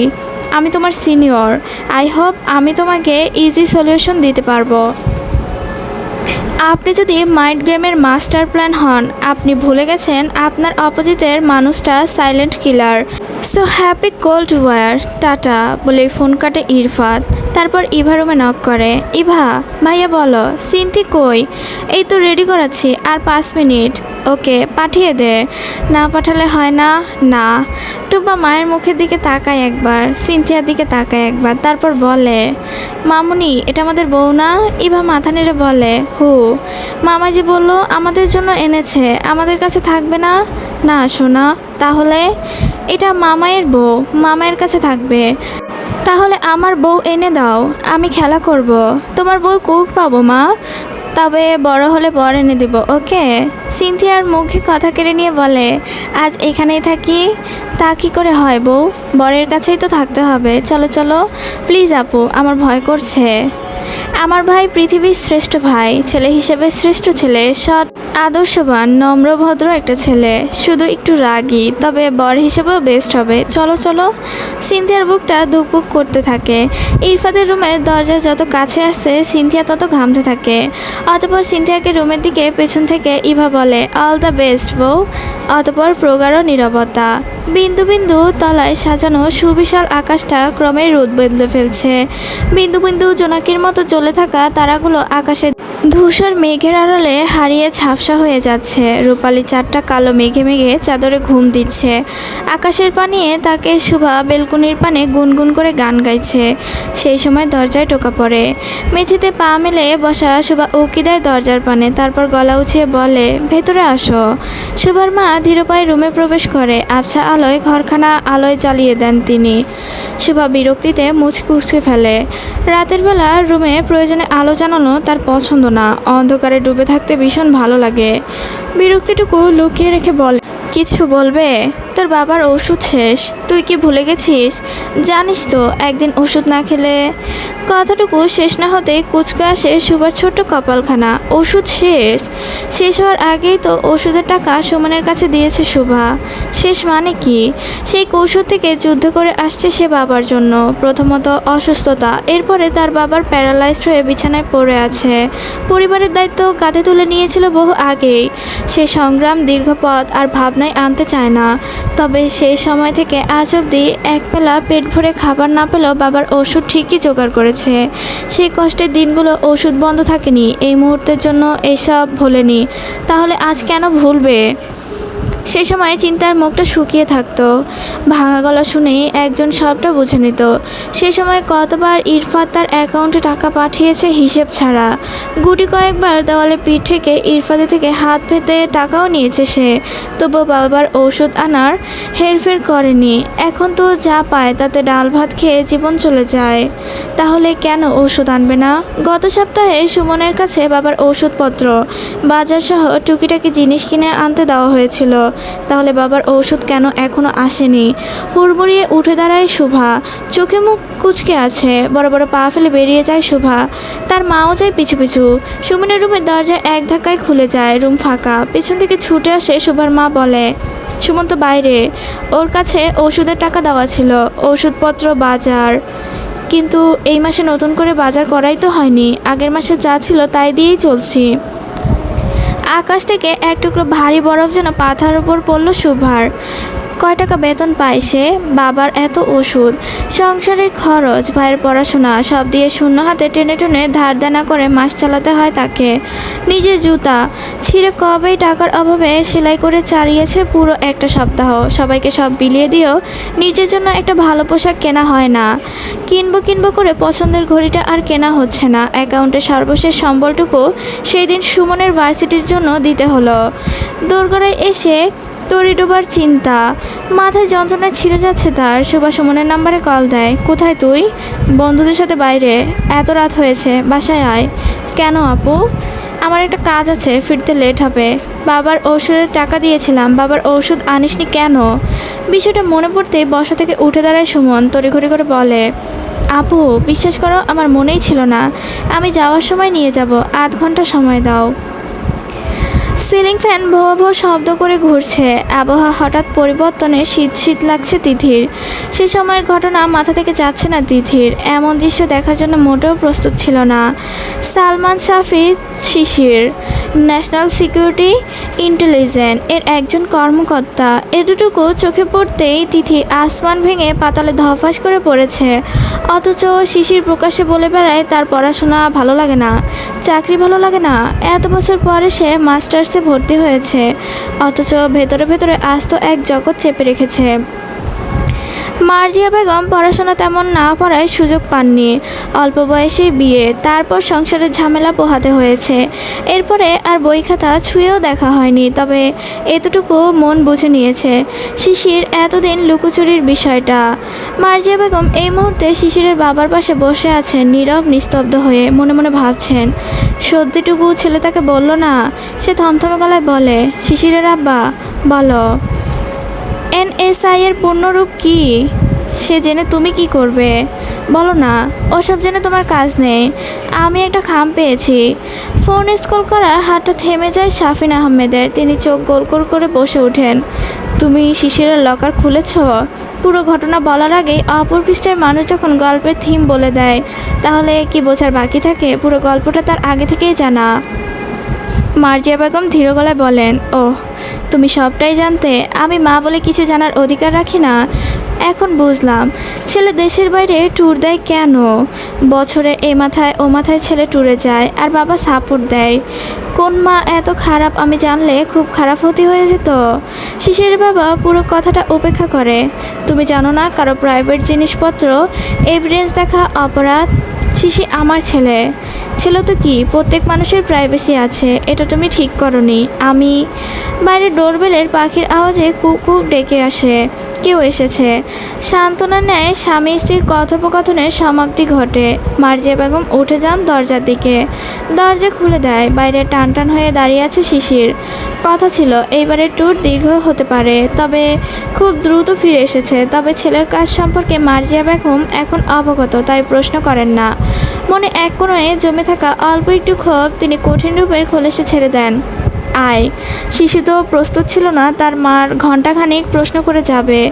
উত্তরগুলো পছন্দ না হলে আবার অসংখ্য প্রশ্ন জুড়ে দেবে। কিন্তু এর কোনো সম্মুখীন হতে হলো না তাকে। অতঃপর নীরবে বাসায় প্রবেশ করলো শিশির। চোখ দুটো এক পলক তিথির দরজায় পড়ল। দরজা ভিজিয়ে রাখা, তাই নিঃশব্দে নিজের বাবার কাছে বসলো সে। কুশল বিনিময়ের পর শিশির বসলো বাবার পাশে। যেন নতুন করে কিছুই বলার নেই। বাবার প্রতি ঘন্টায় কথা হয়, তাদের কথোপকথন বলে দিচ্ছে। মার্জিয়া বেগম মনটা ছোট হয়ে আসে। তাহলে শাসনে করাঘাতে সে কি মায়ের জায়গা কখনোই নিতে পারেনি? শিশিরের মা হয়ে উঠতে পারেনি? সব বাবা জানলেও ছেলে কিছুটি সে জানতে পারেনি। কখনো ছেলের বলার প্রয়োজনও মনে করেনি। হঠাৎ নিজের ভেতর শূন্যতায় ভরে ওঠে মার্জিয়া বেগমের। অজানা এক চাপা ব্যথায় বুকটা ভারী হয়ে ওঠে। খাবার গরম করার উদ্দেশ্যে রুম থেকে বেরিয়ে যান তিথির। শিশির নিজের ব্যাগ বিছানায় রেখে বাবার কাছে ব্যাগপত্র দিয়ে বলে, বাবা, কালকের মধ্যেই এইসব এক্সপোজ হবে। তিথির বাবা, সব সত্যি আমি মাকে প্রমাণসহ দেব, তুমি মাকে ম্যানেজ করো। কাল মাকে জানিয়ে দেব তিথিকে বিয়ে করব। আমি অনেকটা কষ্ট করতে হয়েছে এ নিয়ে, আর একটা মুহূর্ত নয়। রিকোয়েস্ট। ঝিরিঝিরি ঝুড়ে ঝুড়ে গুড়িবালির বৃষ্টি। শিশির ফ্রেশ হয়ে খেয়ে নেয়। আজকে মার্জিয়া বেগমের আচরণ চিন্তিত শিশির। কয়েকবার জিজ্ঞেস করার পরও কারণ জানা যায়নি। তিনি এড়িয়ে যাচ্ছেন। নিজের ফোনের চ্যাটবক্সে তিথি একটা মেসেজ করে, টুকি। তিথির ভাবনায় ছেদ ঘটে ফোনের মৃদু কাঁপুনিতে। ফোন চেক করে, তারপর বলে, বলো, কি করিস? ঘুমাবো। ঘুম হয়? হবে না কেন? মন খারাপ? না। বুঝলাম না, সবার আজ হলোটা কি? মা কথা বলে না, তুই কথা বলতে চাচ্ছিস না, আমার অপরাধ কি? সহসায় তীব্র গতিতে লাফিয়ে উঠে বসে তিথি। বুকের মধ্যে লাফিয়ে ওঠে। তুমি কোথায়? বাসায় এসেছি একটু আগে। তিথির মাথা শূন্য হয়ে যায়। পৃথিবীর সকল নিয়ম, বাধা বিপত্তি, ঠিক ভুল বুচার মস্তিষ্ক তখন অকেজ। হরিণের মতো হো হো করে উড়ে যায় তিথি। পরনে কুসুম রঙা টি শার্ট আর স্কার্ট, দু হাতে খামচে তুলে ধরে দৌড় তিথি। গলায় বেজে থাকা ওড়নাখানা বাতাসে বাড়ি খেয়ে একটু একটু করে খুলে পড়ে যায়। পড়ে থাকে মেঝেতে। মেঝের উপর শক্ত আঘাতে ধপ ধপ করে আওয়াজ হয়। সেই আওয়াজ আঁচ করতে পেরে শিশিরের মস্তিষ্ক তিথি নামক অবয়ব ধরা দেয়। উঠে দাঁড়ায় শিশির। তিথি ছুটে আসছে। অতঃপর বুলেটের গতিতে তীব্র উচ্ছ্বাসে তিথি লাফিয়ে জড়িয়ে ধরে শিশিরের গলা। মাত্র অল্প দিনের ব্যবধান, তাতেই মনে হয়েছে এতকাল। দূরে কোথায় তীব্র গতিতে ছুটে আসা বন্য হরিণীকে কোলে জড়িয়ে বিছানায় শুয়ে পড়ল শিশির। শিশিরের ওষ্ঠের কোমল স্পর্শ 1, 2, 3 স্পর্শ করে তিথিরের মুখে। মার্জিয়া বেগম মাত্রই চোখ বুজেছিল। একটা ধপা শব্দে চোখ খুলে যায়।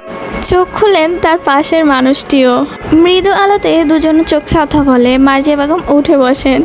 তারপর বলেন, কিসের শব্দ হলো? শিশিরের বাবা শাফিন আহমেদ বিষয়টি বুঝতেও এড়িয়ে যেতে চান। তিনি বলেন, কোথায় শব্দ? আমি এক্ষুনি শুনলাম। কোথায় শব্দ? আরে শিশিরের ঘরে মনে হয়। বেড়াল এসেছে মনে হয়। মাতাল হয়ে এসেছো নাকি? এখানে বেড়াল আসবে কোত্থেকে? ও, তাহলে শিশিরের কোলবালিশ পড়ে গেছে। থাকো তো, আমি দেখে আসছি। শাফিন আহমেদ কোমল স্পর্শে হাত টেনে ধরেন। ভোলাতে চান সম্প্রতি ঘটনাটা। ছেলে তাকে বলেই বিয়ে করেছে, তাই এই মুহূর্তে কাবাবে হাড্ডি তিনি কাউকে হতে দেবেন না। তিনি পুরনো দিনের স্মৃতিচারণের গল্প শুরু করেন। তোমার মনে আছে প্রথম দিনটা? বুকের উষ্ণতাপে শক্ত বাঁধনে বেঁধে রাখে তিথিকে। তিথি হাঁসফাঁস করে। আবেগে সব ভুলে যাওয়া তিথির মাথাচাড়া দেয় মামির পাশের রুমেই আছে। এই যে ধপাস ধপাস পা ফেলে সে এলো, যদি টের পায়। ছড়িয়ে ফেলা জাল গুটিয়ে নিতে শিশিরের উপর থেকে উঠে তিথি। বুকের অন্তরালে ভয়ে দানাগুলো ধাওয়া করে থাকে। শিশির বলে, কি হলো মামি? আরে ধুর, সব সময় মামি আর মামি। মামি সব জানে। কাল বিয়ে, তুই রেডি থাক। হোয়াট? কালকে দেখিস? না, আমার কিছু প্রশ্ন আছে। বল। আমি সেদিন এসপির নাম্বার নিয়ে এসেছিলাম। তুমি বলেছিলে তুমি নাম্বার পাল্টে দিয়েছ। আনলিস্টে বলো তো, তুমি নাম্বার চেঞ্জ করে দিয়েছিলে? হঠাৎ এ কথা বলো, মিথ্যা বলো না। হঠাৎ এই প্রশ্ন কেন? তুমি বলবে না? আমি কিন্তু সব জেনে গেছি। তুমি গোয়েন্দা সংস্থার সাথে জড়িত। তিথির মুখে সত্য কথা শুনে হুড়মুড়িয়ে উঠে বসে তিথি। এসব কি বলছিস? আজ মামি তোমার লকার ভেঙেছে, সব দেখেছি আমি। তুমি এখনো মিথ্যা বলবে? আসল ঘটনা তলিয়ে ভাবে শিশির। এই কারণে মায়ের এই অবস্থা। প্রাইভেট জিনিসপত্র ঘাটাঘাটি তার মোটেও পছন্দ না। তার অনুপস্থিতিতে এমন একটা কাজ তার পছন্দ হয়নি। রাগ হচ্ছে তার, তবে মুখের অভিব্যক্তি তা অপ্রকাশিত। তিথি আরেকবার বলে, বলো। কি বলবো? তোর ছ্যাঁকা খাওয়া ফ্রেন্ডগুলো শায়েস্তা করায় তুই ছাড়া কেউ নেই। ছেলেদের টাইট দিবি বলে বয়ফ্রেন্ডের শেষ নেই। এত ঠেকা কিসের তোর? এসপির সাথে ছেলে মানুষই করতে যাস। কোথায় কি করিস? বুদ্ধিশুদ্ধি নাই। আবার এসপির নাম্বার খুঁজে বেড়াস। তাই ভাবলাম নিজের জিনিসটা নিজের কাছে সময় মতো যত্ন করে রেখে দেই। তার মানে ওই দিন কনস্টেবল আমার নাম্বার দিয়েছেন, কারণ আমি তাকে ইশারা দিয়েছিলাম। সিনথিয়ার কেস আমরা দেখছিলাম, এই জন্য প্রথম দিন থেকেই সিনথিয়ার আপডেট এসপিকে দিতে হতো। ওই জন্য তোর কাছে সিনথিয়ার কথাটা জানতে চাইতাম। সেই দিন তুই গেছিস, আমি পাশের কেবিনেই ছিলাম। ইরফাজ স্যার জানে আমি তোমার বোন? আজ্ঞে হ্যাঁ, আপনি আমার বোন ওইটাও জানতো। বউ এটাও জানে। সেই দিন আমার বোন বলে সেই দিন এসপি তোকে কিছুই বলেনি। নেক্সটে এত পাকনামি করতে যাস না। অত কিছু হলো আর তুমি? আমাদের জব এমনই, সব হাইট থাকতে হবে। তবে যতটুকু দেখেছো অন্যায় করেছো। নেক্সটে যেন এত কিউরিয়াসিটি না থাকে, ওকে? তিথি ছোট বাচ্চার মতো মাথা নাড়ায়। মার্জিয়া বেগমের মন অশান্ত। যতই বুড়ো বয়সে সাফিন আহমেদ প্রেম আলাপ করো, তার মনটা সেই শব্দের দিকেই পড়ে আছে। সাফিন আহমেদকে এক ধাক্কায় সরিয়ে দেন মার্জিয়া বেগম। তারপর তিথি ছোট ছোট চুলে মাথা নিজের কোলের মধ্যে তুলে নেয় শিশির। তাতে আঙুল চালিয়ে বলে, কারোর সাথে এত দুষ্টুমি করবে না, ঠিক আছে? আমি এখন যাই মানে? সাফিন আহমেদকে উপেক্ষা করে দরজার নিঃশব্দে খোলেন মার্জিয়া বেগম। সাফিন আহমেদ হুড়মুড়িয়ে নিচে নামেন। তার গলা উঁচিয়ে বলেন, শিশিরের আম্মা। শিশির অস্পষ্ট শুনে বাবার গলা, সেই দিকে তাল দেয় না। তিথি উঠতে নিলে টেনে ধরে শিশির। পুরো দৃশ্য নিজের চোখে আয়নার মতো ঝকঝকে তকতকে পরিষ্কারভাবে দরজায় দাঁড়িয়ে দেখে মার্জিয়া বেগম। আকাশে মেঘের গর্জনের চেয়েও গর্জে উঠে বলে, সব শেষ আমার। এই জন্যই এই মেয়েকে আমি রাখতে চাইনি। আমি জানতাম এমন কিছুই হবে। বলেই মাথা চাপড়াতে থাকে মার্জিয়া বেগম। তিথির আত্মা লাফিয়ে যেন আসমানে চলে যায়। লাফিয়ে উঠে বসে সে। শিশির উঠে দাঁড়ায়, পেছনে টেনে ধরে সাফিন আহমেদ। তিনি টেনে ধরেও ফেলতে পারছেন না মার্জিয়া বেগমকে। পাগলের মতো ছটফট করছেন মার্জিয়া বেগম। মাথায় চাপড়াতে চাপড়াতে চিৎকার করে বলছেন, আল্লাহ, এই জন্য এই মেয়েকে সহ্য করতে পারিনি। আমি জানতাম একদিন আমার জান বের করে নিবে এই মেয়ে। নষ্টা মেয়ে কখনো ভালো হয় না। বলেই জ্ঞান হারিয়ে মেঝেতে লুটিয়ে পড়লেন মার্জিয়া বেগম। ভেতরে তিক্ত অনুভূতি। তিথির চোখগুলো গরম জল হয়ে ফোঁটায় ফোঁটায় গড়িয়ে পড়ল গাল বেয়ে। হৃদয় গ্রহণে নিভু নিভু জ্বালা, ভয় ভয় অনুভূতি তীব্র হিমশীতল প্রবাহে শিরদাঁড়া দিয়ে বেয়ে চলেছে অবিরাম। সিনথিয়া বদ্ধ দরজার পিঠ থেকে দাঁড়িয়ে আছে। পেছন থেকে দরজা টেনে নব মোড়ানোর সময় সৃষ্ট মৃদু আওয়াজে সিনথিয়ার বুকের খাঁচায় দিরিম দিরিম করে বাজছে অযথাই। তবুও তার চোখ কোটর থেকে চোখ জোড়া যেন বাধা মানছেই না। রুমের এই প্রান্ত থেকে ওই প্রান্ত পর্যন্ত পরিচিত অবয়বকে ঘুরে ঘুরে খুঁজে বেড়াচ্ছে। বেশ ছিমছাম ঝকঝকে তকতকে কক্ষের পরিবেশ। কেউ যেন অভিজ্ঞ হাতে সূক্ষ্ম সুনিপুণভাবে স্বপ্ন বরণ করেছে। আধুনিক ইন্টেরিয়ার সিলিংটা নিয়নের প্রজ্বলমান সোনালি আভায় সজ্জিত। নিয়ন বাতির স্বর্ণালিকার আলো চুয়ে চুয়ে সোনারূপে পড়ছে যেন সিনথিয়ার সর্বাঙ্গে। সোনার রং চুয়ে চুয়ে পড়ছে অফ হোয়াইট রঙের দেওয়াগুলোতে, কিন্তু কোথাও পরিচিত অবয়বটি নেই। সামনের দেওয়াল অর্ধখোলা থাই গ্লাস দিয়ে ক্ষণে ক্ষণে আসা শীতল বাতাসে ঢেউ খেলে উড়ছে ফিনফিনে পর্দাগুলো। 1 2 3 4। রুমের দেওয়ালের কোথাও সেই মুখটি নেই। নতুন জায়গা, নতুন পরিবেশ, নতুন সম্পর্ক। ধরে নিশ্চল নীরব নিস্তব্ধে দাঁড়িয়ে আছে সিনথিয়া। এই মুহূর্তে তার কি করা উচিত সম্পূর্ণই জ্ঞানহীন লাগছে তার। সবচেয়ে ভালো হতো তাকে তার বাসায় পাঠালে, কিন্তু পাঠানো হলো না। বাবা মা তার চিন্তায় হতো অর্ধমিত। অপেক্ষা, প্রতীক্ষার প্রহর গুনছে। আইনের নিয়ম কি এতটাই কঠিন? কোমল হৃদয়ের করুণ পরিণতি কি তারা মানে না? একবার কি খবর দেওয়া যেত না তার পরিবারকে? ভাবনার জালে পেঁচানোর অনেক প্রশ্ন, তার আত্মার হাহাকার। ক্যাচ ক্যাচ মৃদু শব্দে খুলে যায় সামনের থাই গ্লাস। উড়ন্ত পর্দা হাতে চাপিয়ে দিয়ে বেলকনি থেকে আধুনিক কার্পেটে পা রাখে কেউ। ভাবনার জাল থেকে ঝড়ের তাণ্ডবে ছিঁড়ে যায়। আপাদমস্তক বিশাল দেহী বলিষ্ঠ গড়নের মানুষের পরনে 3/4 প্যান্ট, কটন প্লেন সিলভার ঢিলে ঢালা টি শার্ট। ফুলে ওঠা বেশি স্পষ্ট দেখা যাচ্ছে। চুলগুলো অযত্নে বেড়ে কপাল ব্রু ছুঁয়েছে। বিশাল দেহী মানুষের প্রত্যেক পায়ের গতি চারপাশ যেন তোলপাড় ও মহাপ্রলয় ও বিধ্বংসী। সিনথিয়ার হঠাৎ করেই ভয় বাড়ছে। চারিপাশে নিস্তব্ধ নীরব পরিবেশ। সামনের থাই গ্লাস টেনে দিচ্ছে ইরফাত। এই মানুষটার সাথে অনেকবার রাস্তাঘাটে ঘন্টার পর ঘন্টা থাকলো, আজ নিরালয় নীরবে একা এভাবে তার সামনে দাঁড়িয়ে থাকতেও পায়ের তলা কেঁপে উঠছে সিনথিয়ার। কিন্তু কেন? বুকের মধ্যে ধীরিম ধীরিম বাজা শব্দের তোরে দুর্বল লাগছে ভীষণ। দরজায় পিঠ ঠেকিয়ে দাঁড়িয়ে আছে সে। এক পলক সামনে তাকায় ইরফাত। সিনথিয়ার পরনে লাল টুকটুকে শাড়ি জড়ানো। ইভা খুশিতে অল্প সময়ে যতটুকু পেরেছে তাই দিয়েছে। নিজের পছন্দের শাড়ি, নিজের পছন্দের বাচ্চাদের ডিজাইনে তৈরিকৃত বালা দুটো সিনথিয়াকে পরিয়েছে। গলায় ঝুলেছে পাতলা চেন আকারে ইরফাতের হাতের রিং। সিনথিয়ার হাতের উপর দালানের মতো গহনার বক্স। এগুলো যে তার বাবার কাজ সে ভালো করেই জানে। ইরফাত দৃষ্টি সরিয়ে বলে, দাঁড়িয়ে কেন? কখন এসেছো? আমাকে ডাকুনি কেন? সিনথিয়া চোখ গোল গোল করে তাকিয়ে আছে ইরফাতের দিকে। ইরফাতের হাঁটা চলার পূর্ণ দৃষ্টি নিক্ষেপ করে আছে, আর মনে মনে ভাবছে কি করে ডাকবে সে। উহু উহু করে, নাকি খ্যাক খ্যাক করে কাশি দিয়ে, নাকি স্যার বলে ডাকা উচিত ছিল। স্যার আপনি কই? এইভাবে? কি ভাবছো? আসো। ইরফাত দাঁড়িয়ে থেমে থেমে জিজ্ঞেস করলো। সিনথিয়া বুঝতে পারছে না কি করা উচিত, কোন দিকে যাবে। ইরফাতের দিকে নাকি সোজা বিছানার দিকে? প্রেমের বিয়ে হলে বিষয়টা ভিন্ন ছিল। সোজা বিছানায় গিয়ে টুপ করে বসে পড়তো। পারিবারিক বিয়ে হলেও বিষয়টা ভিন্ন। পরিবারের মানুষ বউ সাজিয়ে বিছানায় বসিয়ে রাখতো। কিন্তু অ্যাক্সিডেন্টলি বিয়েগুলোর রুমে ঢুকে কোন দিকে যেতে হয়, এসব কোথায় যাবে এখন? জীবনে কখনো কোনো দিন সিদ্ধান্তহীনতায় ভুগেনি সে। কোন দিকে যাবে সে? ইরফাতের দিকে নাকি বিছানার দিকে? সে যে এত উপস্থিত বুদ্ধিহীন মেয়ে, এই সিচুয়েশনে না পড়লে বুঝতেই পারতো না।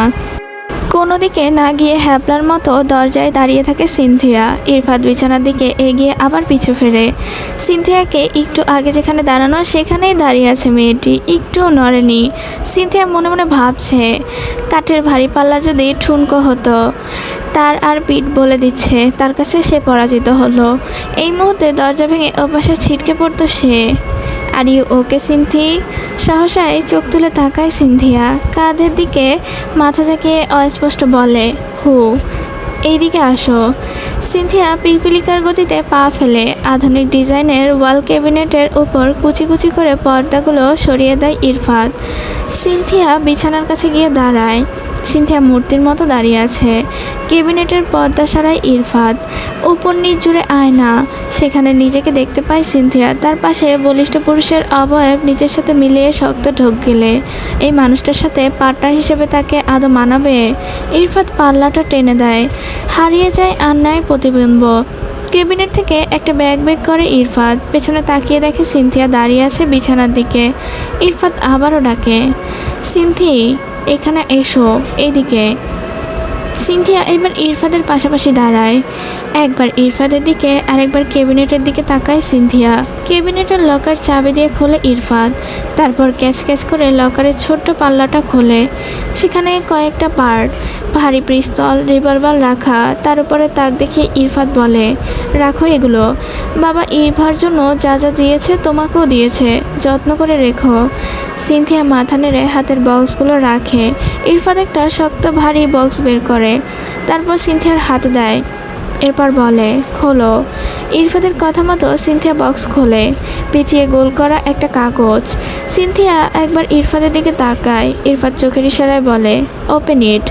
সিনথিয়া ছোট্ট সুতোর গিট টেনে ধরে, চোখের সামনে মেলে ধরে কাগজটা। ইরফাদের দিকে তাকিয়ে বলে, কি এটা?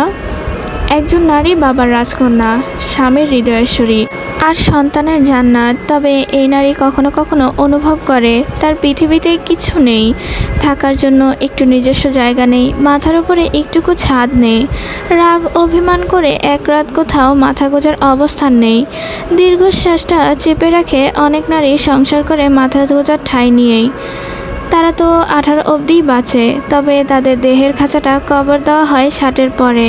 আমি চাই আমার ওয়াইফ জীবনে অন্তিম সময় অবধি বাঁচার মতো বাঁচুক। আমার জীবনের উপার্জনের করার এক টুকরো ছাদের ব্যবস্থা তোমার জন্য। রাগ অভিমান হলে তোমার যেন কখনো মনে না হয় তোমার যাওয়ার জায়গা নেই, তোমার নিজের একটা বাড়ি আছে। এটা বাড়ির পেপারস, তোমার নামে ট্রান্সফার করতে একটু টাইম লাগবে। তবে আমার ড্রিম ছিল বিয়ের দিন রাতে আমি আমার ওয়াইফকে গিফট করব। এক্সেস নেই বলে তাই খুব তাড়াতাড়ি হয়ে যাবে। কথার পৃষ্ঠে হঠাৎ করেই নোনতা গরম জল চোখের পলক ছুঁয়ে টুপ করে পড়ল সিনথিয়ার। এভাবে কেউ ভাবতে পারে? লকারের চাবি, কার, সমস্ত কিছু সিনথিয়ার হাতে ধরিয়ে দেয় ইরফাদ। তারপর বলে, money is needed to survive in life, but there is no need for beyond necessity. খুব ক্ষুদ্র অ্যামাউন্ট আছে, লাগলে ইউজ করো। চাবিগুলো কাছে রাখবে। যা জানি কালকের মধ্যে চলে আসবে, ওকে? সবসময় পাশে সশরীরে উপস্থিত থাকতে পারবো না, তবে আই উইল ট্রাই এই নষ্ট সমাজে সকল অশুভ ছোঁয়া থেকে তোমাকে দূরে রাখতে। আপনি কি কাল থাকবেন না? কাজের প্রয়োজনে যে কোনো সময় বাইরে যাব, তার আগে তোমাকে সব বুঝিয়ে দিতে হবে না? হু, আমার অ্যাবসেন্সে যে কোনো প্রয়োজনে ইভাকে বলবে। ইমার্জেন্সি থাকলেও একা বাইরে পা দেবে না। বাইরে যেতে ইচ্ছে করলে আমাকে কল দেবে, আমি নিয়ে যাব। আমি বাড়ি যাব না? না সিনথি, অফিসিয়াল রুলস অনুযায়ী তুমি পুলিশের আন্ডারে থাকবে। মেন কালপিটের মুখোশ না খোলা অবধি তোমার লাইফ রিস্ক। তোমার রিস্ক মানে আমি রিস্কে। এই মুহূর্তে আমার দুর্বল জায়গার ফার্স্ট সিকিউরিটি দেওয়া উচিত। সো কোথাও যাবে না তুমি। এমন সিদ্ধান্তে সিনথিয়া হতভম্ব হয়ে যায়। তার মানে তার বাড়ি ফেরা হবে না। বাবা মা মুগ্ধ, কাউকেই দেখা হবে না। সে কি বন্দি হয়ে গেছে? মুখটা থমথমে হয়ে আসে। ইরফাদ শীতল গলায় বলে, বাবা মাকে মনে পড়ছে? সিনথিয়া ছোট্ট করে বিষয়টা নিতেই পারছে না। সে তো বাড়ি ফিরতে চায়। সে তো ভেবেছিল আজ রাতটাই শুধু থাকতে হবে। ইরফাদ সিনথিয়া চোখের দিকে তাকিয়ে বুঝতে পারে। কেবিনেটের পাল্লা চাপিয়ে দূরত্ব কমিয়ে কাছে দাঁড়ায় ইরফাদ। আরে পাগলি মেয়ে, বাবা মাকে কাল ডেকে নিও, মুগ্ধ আসবে। শুধু তুমি যেতে পারবে না কিছুদিন। মন খারাপের কিছু নেই, কিছু না। সিনথিয়া মুখের ওপর কালো মেঘের আস্তরণ ধীরে ধীরে সরে যায়। ইরফাদ ব্যাগ বাড়িয়ে দেয়। চেঞ্জ করে আসো, যাও। সিনথিয়া ছোট্ট মাথায় বুঝে নিতে সময় নেয়। সে মাত্র চেঞ্জ করে এলো, তাকে কি শাড়িতে ভালো লাগছে না? ইরফাদ রুমের লাইট অফ করে ড্রিম লাইট দেয়। তারপর ওয়াশরুম দেখিয়ে বলে, যাও। একটা ঢিলেঢালা টি শার্ট, হাফ স্লিভ, দুটো শূন্যের মতো গোল গোল করে ফাঁকা অংশের সাথে গিট দেওয়া দুটো ফিতে, কটনের স্কার্ট মাটি ছুঁয়ে যাচ্ছে। কোমরের কাছে ভাঁজ করে নিয়ে বের হয় সিনথিয়া। ইন্টেরিয়ার সিলিংয়ের সাথে ভাসমান দোলনা ঝুলিয়ে দেয় ইরফাদ। পেছন ফিরে একবার তাকায় ইরফাদ। এরপর কাজে লেগে যায়। প্রায় 400 কেজির লড নিতে পারবে এমন বিশাল গোলাকৃতির দোলনা। 3 জন মানুষ অনায়াসে একসাথে শুয়ে থাকতে পারবে। কিন্তু হঠাৎ দোলনার আয়োজন কেন? বিছানা থেকে বালিশ নিয়ে দোলনায় রাখে ইরফাদ। এরপর সিনথিয়াকে ডাকে। সিনথিয়া ধীরে পায়ে দোলনার সামনে দাঁড়ায়। ইরফাদ দোলনার সুতো ধরে সিনথিয়াকে বলে, ওঠো। সিনথিয়া পুতুলের মতো উঠে বসে আর চোখ গোল গোল করে ইরফাদের দিকে তাকিয়ে থাকে। কি চাচ্ছে ইরফাদ? শুয়ে পড়ো। পিলো দিচ্ছি 2টো। Good night, have a nice dream. আবছা আলো ধেয়ে আসা প্রশ্নগুলো ঝরে কোমল মনের প্রলয় শুরু হচ্ছে। তাহলে কি ইরফাত আলাদা থাকতে চাচ্ছে? তাহলে এত কিছু শুধু দায়িত্ব থেকে? তাকে রক্ষা করতে বিয়ে করেছে, এর মানে মন থেকে তাকে মানতে পারছে না? সে তো এমনটা চায়নি, ভালো না বেসে তাকে কেউ গ্রহণ না করুক, এটা দুঃস্বপ্নেও ভাবেনি সে। একটা মানুষের পুরো জীবনের বোঝা সে কখনোই হতে চায়নি। অজান্তেই তার চোখে জল ধেয়ে আসে। এত বড় ভুল সে কী করে পড়লো? শুয়ে পড়ো। ইরফাতের কথায় সিনথিয়া অনুভূতি শূন্য হয়ে শুয়ে পড়ে। ইরফাত নিজে বিছানার উপর শুয়ে পড়ে। সিনথিয়ার পৃথিবীর সমস্ত কিছুকে অসহ্য অসহনীয় লাগছে। পৃথিবী কত অন্যায় হয়ে গেছে তার সাথে, কষ্ট পেয়েছে, কিন্তু একটা মানুষ তাকে ভেতর থেকে অনুভব না করে শুধুমাত্র দায়বদ্ধতা থেকে জীবনের রেখে দিবে, এই সুখে জীবনও সামলাতে পারবে না সে। দোলনা বেড পাশাপাশি দুলছে। ইরফাত এক হাতে হালকা করে দোল দিচ্ছে। ঠান্ডা আবহাওয়ায় দোলনা দুলছে আর হৃদয়ের উত্তাপে চলছে সিনথিয়া। অশান্ত সিনথিয়ার বুকের হাড় ভেঙে যাচ্ছে। ভালোবাসা দিতে চেয়েছিল সে, কিন্তু অজান্তেই হয়ে গেল বোঝা। বুকের গহীনে তাণ্ডব ঢুকে উঠেছে সিনথিয়ার। হৃদয়ের রক্তক্ষরণের চোখ ফেটে উপচে পড়ছে উষ্ণ নোনা জল। বাইরে হঠাৎই বর্ষণ শুরু হয়। বৃষ্টির তাপে কান্নার চাপা সুর হারিয়ে যাচ্ছে। ইরফাত বালিশ পেতে শুয়ে আছে আর একসময় সময় নিয়ে দুল দিয়ে যাচ্ছে দোলনায়। বৃষ্টির ঝুমঝুম শব্দের আবহাওয়ায় মাতোয়ারা শীতল পরিবেশ। থাই গ্লাসে লেপ্টে পড়ছে বৃষ্টির ধারা, যেন আজরে কাঁদছে কেউ। ইরফাত ঘুমানোর চেষ্টা করছে। হৃদয়ের দহনে নিঃশব্দ তোলপাড় সিনথিয়া। এই হৃদয় বিদারক ব্যথা সে কাকে দেখাবে? একজনের ফাঁদে পা দিয়ে ভুল জগতে হৃদয় নিয়ে অন্তর ছড়িয়ে একাকার। ভুল জগৎ থেকে পিছু ফিরে অবশিষ্ট ভালোবাসার বাঁধনে যাকে বাঁধতে চাইল, সে তাকে দায়বদ্ধতা থেকে বিয়ে করলো। অন্যের জীবন নষ্ট করতে চায়নি সে। অজান্তেই ফুপিয়ে ওঠে সিনথিয়া। হালকা ফিসফিস শব্দটুকু শুনে চোখ ফেলে ইরফাত। সহসাই স্বাভাবিক গলায় বলে, আর ইউ ওকে সিনথিয়া? এমন প্রশ্নে থতমত খায় সিনথিয়া। প্রাণপণ চেষ্টা করে গলার স্বর পরিবর্তন করার। স্বাভাবিকভাবে বলার চেষ্টা করে, হু। এতটুকুতে তীক্ষ্ণ মস্তিষ্কধারী উরফাত উঠে বসে। এই মাথায় খেলায় দুনিয়ার সকল অপরাধ ধরতে পারলে তাহলে মিথ্যা বুঝতে পারবে না। সহসায় উঠে দাঁড়ায় ইরফাত। দোল খাওয়া দোলনার প্রান্ত ধরে বসে ইরফাত। ততক্ষণে চোখ মুখ মুছে শ্বাসসহ বন্ধ করে নিয়েছে সিনথিয়া, যেন শ্বাস ফেলে সেই শব্দ বুঝে নেবে ইরফাত। ঝুলন্ত দোলনায় উঠে সিনথিয়ার মুখের দিকে ঝুঁকে আসে ইরফাত। তারপর বলে, হোয়াট হ্যাপেন সিনথি? সিনথিয়া নিস্তব্ধ নীরব। সহসাই ইরফাত সংকোচহীনভাবে হঠাৎ করে কান পেতে দেয় সিনথিয়ার বুকে। ঘন চুল ভর্তি ইরফাতের মাথা তার গলার খুব নিকটে। এহেম কাণ্ডে আতঙ্কে উঠে সিনথিয়া। হৃৎপিণ্ড যেন সাইলেন্ট বাজে ওঠে। হৃদয় যেন বুকের খোলস ছেড়ে বেরিয়ে আসবে এখন। ইরফাত স্পষ্ট গলায় বলে, কাঁদছিলে কেন? বুকের কম্পনে কি অতীতের কিছু জানা যায়? বুকে মাথা রেখে কি করে জানলো ইরফাত? কান্না তো বোঝা যায় চোখের জলে। তাহলে সে বুকে মাথা রেখে কিসের খবর নিচ্ছে? উঠে বসে ইরফাত সিনথিয়াকে টেনে তোলে। মাথার এলোমেলো চুলগুলো সরিয়ে দেয় কপাল থেকে। তারপর ধীর গলায় বলে, কাঁদছিলে কেন? সিনথিয়া অপ্রস্তুত হয়ে যায়। এই মুহূর্তে কি বলবে সে? সত্যটা বলবে না। বলছো না কেন? সিনথিয়া ইরফাতের ভারী গলার স্বর শুনে কেঁপে ওঠে। তারপর বলে, কাঁদিনি তো সিনথি। আমি শিওর না হয়ে কথা বলি না। ড্রিম লাইটের মৃদু আলোয় সিনথিয়া ইরফাতের তীক্ষ্ণ চোখের দিকে তাকিয়ে একবার চোখ ফিরিয়ে নেয়। এই মুহূর্তে কি বলবে সে? তবে আজ তার নিস্তার নেই। সিনথিয়া শক্ত ঢোক গেলে বলে, বাবা মার কথা মনে পড়ছে, মন খারাপ হচ্ছিল। তোমার হৃদয় পড়তে আমি ভুল করব, এটা তুমি কি করে ভাবো? তুমি আমাকে মিথ্যা বলছো সিনথি? কি আছে ওই হিমশীতল গলায়? এত শক্তি কিসের? সিনথিয়া চোখ বন্ধ করে বলে, আপনি দায়িত্ব থেকে আমাকে বিয়ে করেছেন। বিয়ে না করলে আমার জীবন নষ্ট হতো, তাই? আমার কোন কাজে এটা মনে হলো জানতে পারি? জানি না। বলো, কী কারণে মনে হলো? আপনি কিছু বোঝেন না? না, বুঝি না। আমাকে ভালো লাগেনি বলেই আপনি এত ডিস্টেন্স মেনটেন করছেন। আমি আপনার সাথে যাই না, ওই জন্য আলাদা রেখেছেন। Are you sure? হু ডিস্টেন্স কমাতে হবে তাই তো? ইরফাদের কথায় চোখ কুঁচকে তাকায় সিনথিয়া। চোখে দৃষ্টি ফেলে ইরফাদের বোঝার কাজে দেয় না, তাই দৃষ্টি ফিরিয়ে নেয়। ইরফাদ তীক্ষ্ণ দৃষ্টিতে তাকিয়ে আছে। সিনথিয়া নিজেকে চিড়িয়াখানার প্রাণী মনে হচ্ছে। চোখ টেরা করে তাকায় সিনথিয়া। ইরফাদ সহজ গলায় বলে, ট্রাস্ট মি, এই কারণেই ইনম্যাচিওর বউ আমি চাইনি। এমন কথায় সিনথিয়ার মুখটা অন্ধকার ছেয়ে যায়। তার মানে সত্যি ইরফাদ তাকে কখনোই চায়নি, দায়বদ্ধতা থেকে বিয়ে করেছে, মুখেও স্বীকার করছে। ইরফাদ সিনথিয়ার মুখটা দেখে, তারপর বলে, দেখো বিয়েটা খুব খারাপ একটা সিচুয়েশনে হয়েছে। তোমার বাবা মা এই বিষয়টা জানেও না। সিচুয়েশন নর্মাল হলে আমি তোমাকে বাসায় রেখে আসতাম, দেন সবাইকে জানিয়ে তোমাকে এই বাসায় আনতাম।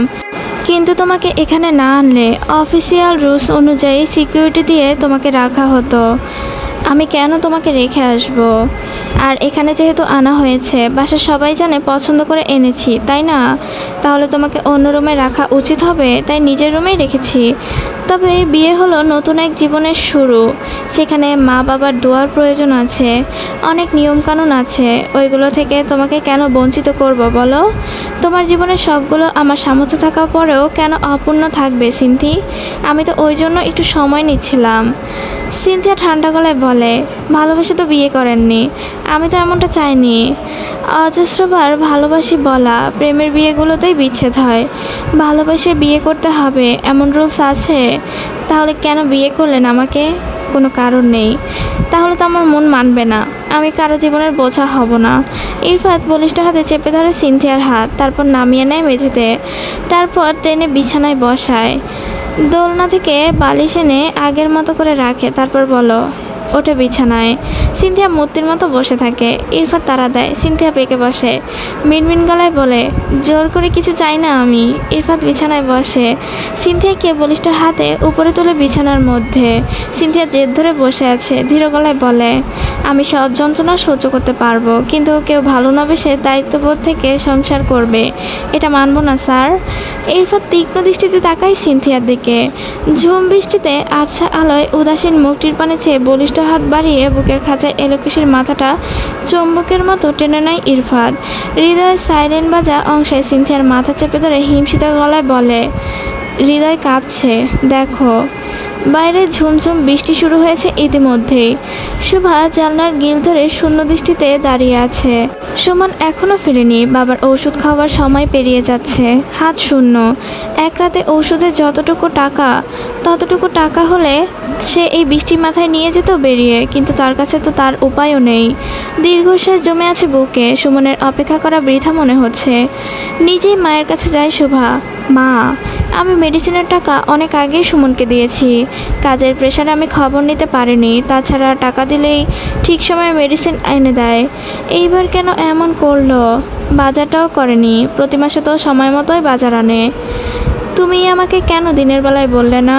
একটা ব্যবস্থা করা যেত। শেষ বেলায় কেউ বলে? সুমনকে বল আজকের ওষুধটা অন্তত আনতে, কাল না হয় পুরো মাসের ওষুধ আনা যাবে। এই বৃষ্টির রাতে কোথা থেকে মেডিসিন আনবে? সুমনকে কল দে, ওর ফোন বন্ধ। তাহলে এখন কি হবে শোভা? ওষুধ না খেলে যে। শোভার মনটা অশান্তির ছোঁয়ায় কানায় কানায় ভরে ওঠে। আর কত সহ্য করবে? আর কত সহ্য করা যায়? তারা কি কখনো বুঝবে না? নিজের কাছ থেকে একটা করিও রাখে না, কখনোই না। শোভা নীরব গলায় বলে, আমার কাছে সত্যিই টাকা নেই, থাকলে আমি ঠিকই বেরিয়ে যেতাম। শুভার মা আশ্বস্ত করলো, আলমারিতে 2-4 টাকা রাখা থাকতে পারে, 1000-5 টাকা জমাতে পারি। দেখি গুনে কত আছে।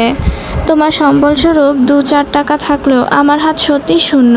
পৃথিবীতে আমার জন্য সত্যি অবশিষ্ট কিছুই নেই। মনের কথাগুলো চুপচাপ নিঃশব্দে বলে গেল শুভা। তবে কেউ জানলো না, কেউ শুনলও না। আলমারি খুলে হতভম্ব হয়ে দাঁড়িয়ে আছে শুভার মা। খুচরো পয়সার জমানো মাটির ব্যাংকটা ভাঙা, তালা দেওয়ার ডয়ালে সোনার অলংকারগুলোও নেই। তিনি চিৎকার দিয়ে বললেন, আল্লাহ, আমার টাকার গহনা গেল কই? শুভা দৌড়ে আসে। ডয়ার টেনে দেখে শূন্য ডয়ার। মাটির ব্যাংকটাও ভাঙা। অশনি সংকেত যেন ধরণী কাঁপিয়ে হুঙ্কার দিচ্ছে। কিসের সংকেত দিচ্ছে এইসব? শুভা নিস্তব্ধ নিশ্চল, হিসাব যেন মিলছেই না। ঠিক সেই সময় কলিং বেল বেজে ওঠে। শুভা মলিন মুখ নিয়ে এগিয়ে যায়, দরজা খুলে দেয়। এত রাতে সুমন ছাড়া কেউ আসার কথা নয়, তবে দরজা খুলে সুমনের বন্ধুকে দেখতে পায়। তাপস তুমি এত রাতে? সুমন কই? ওকেই তো ডাকতে এলাম, ফোন বন্ধ তাই বাসায় এলাম। ও তো এখনো ফেরেনি। এত রাতে কোথায় গেছে? ও আজ বাসায় আসেনি, ফোন অফ। কিন্তু ওকে তো খুব দরকার, না হলে চলবেই না আপু। আমাকে বলতে পারো, ও চলে এলেই বলবো। আসলে কিভাবে যে বলি। No problem, you can say. Actually ও সেদিন বলল আঙ্কেল নাকি খুব অসুস্থ, টাকা লাগবে 7 দিনের জন্য। এরপর শুভা আপু ম্যানেজ করে দিয়ে দেবে। আমার কাছে সেমিস্টার ফি ছিল, খুব রিকোয়েস্ট করলো টাকাটা ওকে দেই। আমি ভাবলাম যেহেতু বিপদ আর ভার্সিটিতে টাকা 7 দিন পরে দিলেও তেমন কিছুই হবে না, পরে দিয়ে দিলাম। প্রায় 10 দিন হয়ে গেছে, এখনও টাকাটা দেয়নি। যদি আমার টাকা হতো তাহলে কোনো ম্যাটার ছিল না। ভার্সিটি থেকে বাবাকে কল দিয়ে, ট্রাস্ট মি আপু, বাবা উল্টোপাল্টা ভেবে নেবে, সন্দেহ করবে। টাকাটা যদি কালকের মধ্যে একটু ম্যানেজ করে সুমন দিত। কথাগুলো তীরের মতো গেঁথে গেঁথে পড়ছে শুভার। তবে দগ্ধ হওয়া ক্ষত ডেকে মুখে সুন্দর একটা হাসি ঝুলিয়ে শুভা বলল, আমি তো জানতাম না ভাই, সুমন পরিবারের জন্য এত চিন্তা করে, জানা ছিল না। কালকের মধ্যে টাকা পাঠিয়ে দেব, ভেতরে এসে বসো। আজকে না আপু, আরেকদিন আসবো। আজ যাই, কিছু মনে করবেন না আপু প্লিজ। আরে না। তাপস চলে যায়, দরজা লাগায় শুভা, পেছনে মা দাঁড়িয়ে। দুজনের চোখে কথা হয়। অশুভ কিছু আঁচ করে দুজনের হৃদয় উকি দিচ্ছে। শুভা নিস্তব্ধ, নীরব, বুকটা ভারী হচ্ছে ক্রমেই। মার্জিয়া বেগম অপ্রত্যাশিত ঘটনা সচক্ষে অবলোকন করে নিজের মনকে সামাল দিতে পারছেন না।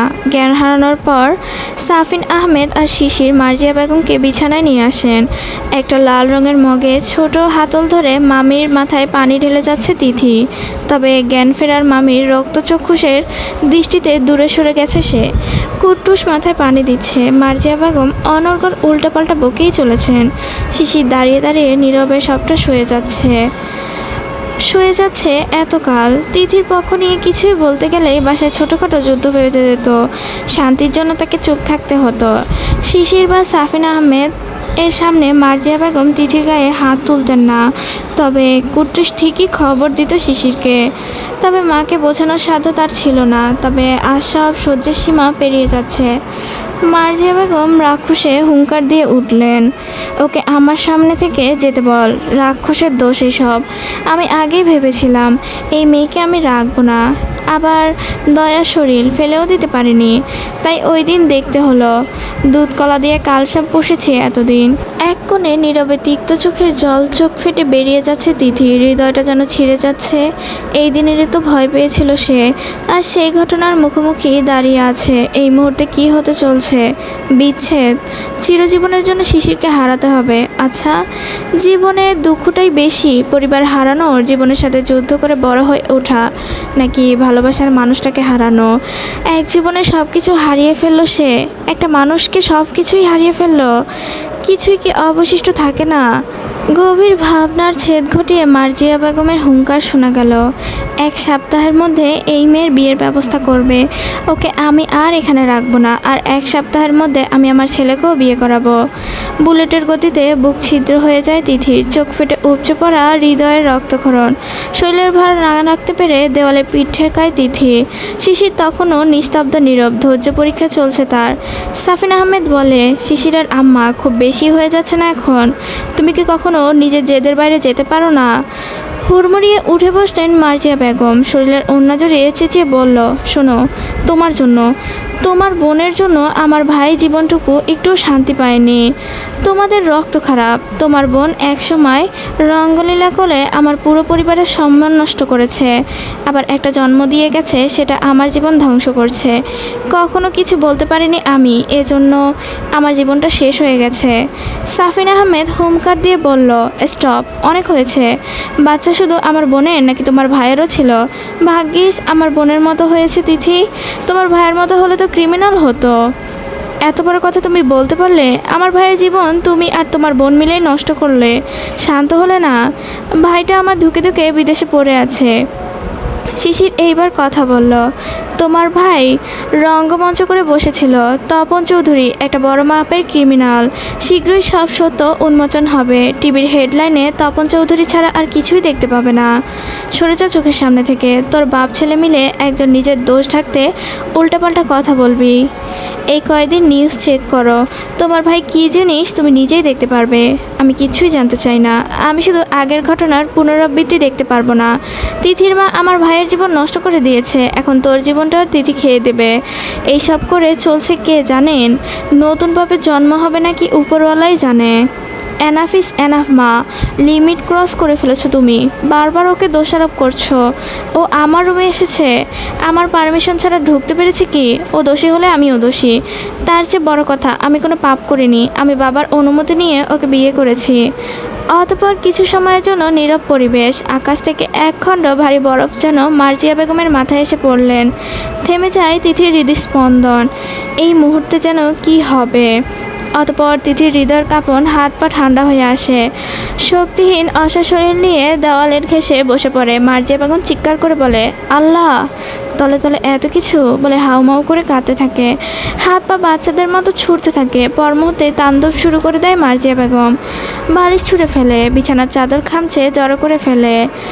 রুষ্ট রুদ্ধ হয়ে মার্জিয়া বেগম ফোঁসফোঁস করতে থাকেন। সাফিন আহমেদ পাশে বসে বোঝানোর চেষ্টা করে, কিন্তু তাতে শান্ত হয় না মার্জিয়া বেগম। অশান্ত হাতের কাছে টিভির রিমোট সজোরে ছুড়ে দেয় তিথির দিকে।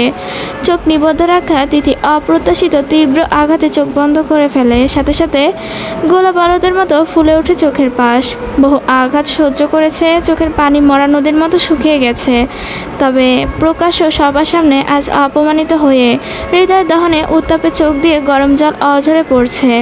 মার্জিয়া বেগমের বিগড়ে যাওয়া হিংস্র রূপের কৃতকর্ম নিজের চোখে দেখে শিশির নিজেও হৃৎপিণ্ডটা কেঁপে ওঠে। এভাবে অত্যাচারিত হতো মেয়েটা। পৃথিবীর সকল নিয়ম বাধা বিপত্তি লাজ লজ্জা ভুলে যায় শিশির। বাবা মায়ের কুটুসের উপস্থিতি জীর্ণ হৃদয়ের আঘাতে আঘাতে ক্ষয়ে যাওয়া মেয়েটিকে বলিষ্ঠ হাতে টেনে তুলে বুকের মধ্যে নেয়। তার মা এত নির্মম নির্দয় সত্যিই জানা ছিল না। গতদিনও কি মিষ্টি ভাষায় বলছিল, যাকে অনুভব করিস তাকেই বিয়ে করবি। অথচ সেখানে তিথিকে সে সহ্যই করতে পারছে না তো ভালো কথা, তাই বলে এভাবে মারবে? শিশির সুরক্ষার চাদরে ঢেকে বুকে আলগে রাখে তিথিকে। এরপর বলে, এভাবেই মারতে তাই না? কি জন্য? ওর মা তোমার ভাইকে ঠকিয়েছে বলে? তোমার বাবার বাসার মানুষের সাথে সম্পর্ক ছিন্ন হয়েছে বলে? মান সম্মান নষ্ট হয়েছে বলে? এইসব যখন হয়েছে, তিথি একটা ছোট বাচ্চা, ওর কি দোষ? ওকে আমি অকারণে কোনোদিনও মানিনি। ওর মাকে ভালোবেসে মাথায় তুলেছিলাম। সুখ শিক্ষা দিতে পারিনি, শাসন করিনি বলেই মাথায় উঠেছিল, তাই ওকে শাসন করেছি। যখন তর্ক করেছে তখনই মেরেছি। আজ কোন অন্যায় মারলে? এত শাসনে রেখেও ও আমার ভাতে ছাই ঢেলে দিল। ও কিছু করেনি। অন্যায় করলে করেছি আমি। ওকে আমি জোর করে বিয়ে করেছি। তাহলে ওকে মারলে আমাকে মারছো না কেন? আমি ছেলে বলে? মার্জিয়া বেগম তেড়ে গেল। লজ্জার মাথা খেয়েছিস নাকি? ছেড়ে দে ওকে, নির্লজ্জ বেহায়া হয়েছিস। ওদের বংশধরের নেচারই এমন, যাকে ধরে পাগল বানিয়ে ছাড়ে। ও আমাদের নামা, তোমার বংশধর। আমার ফুপু যথেষ্ট ভালো ছিল। রাগে তেড়ে কাঁপতে থাকা মার্জিয়া বেগম শক্ত হাসে কষে থাপ্পড় দিল শিশিরের গালে।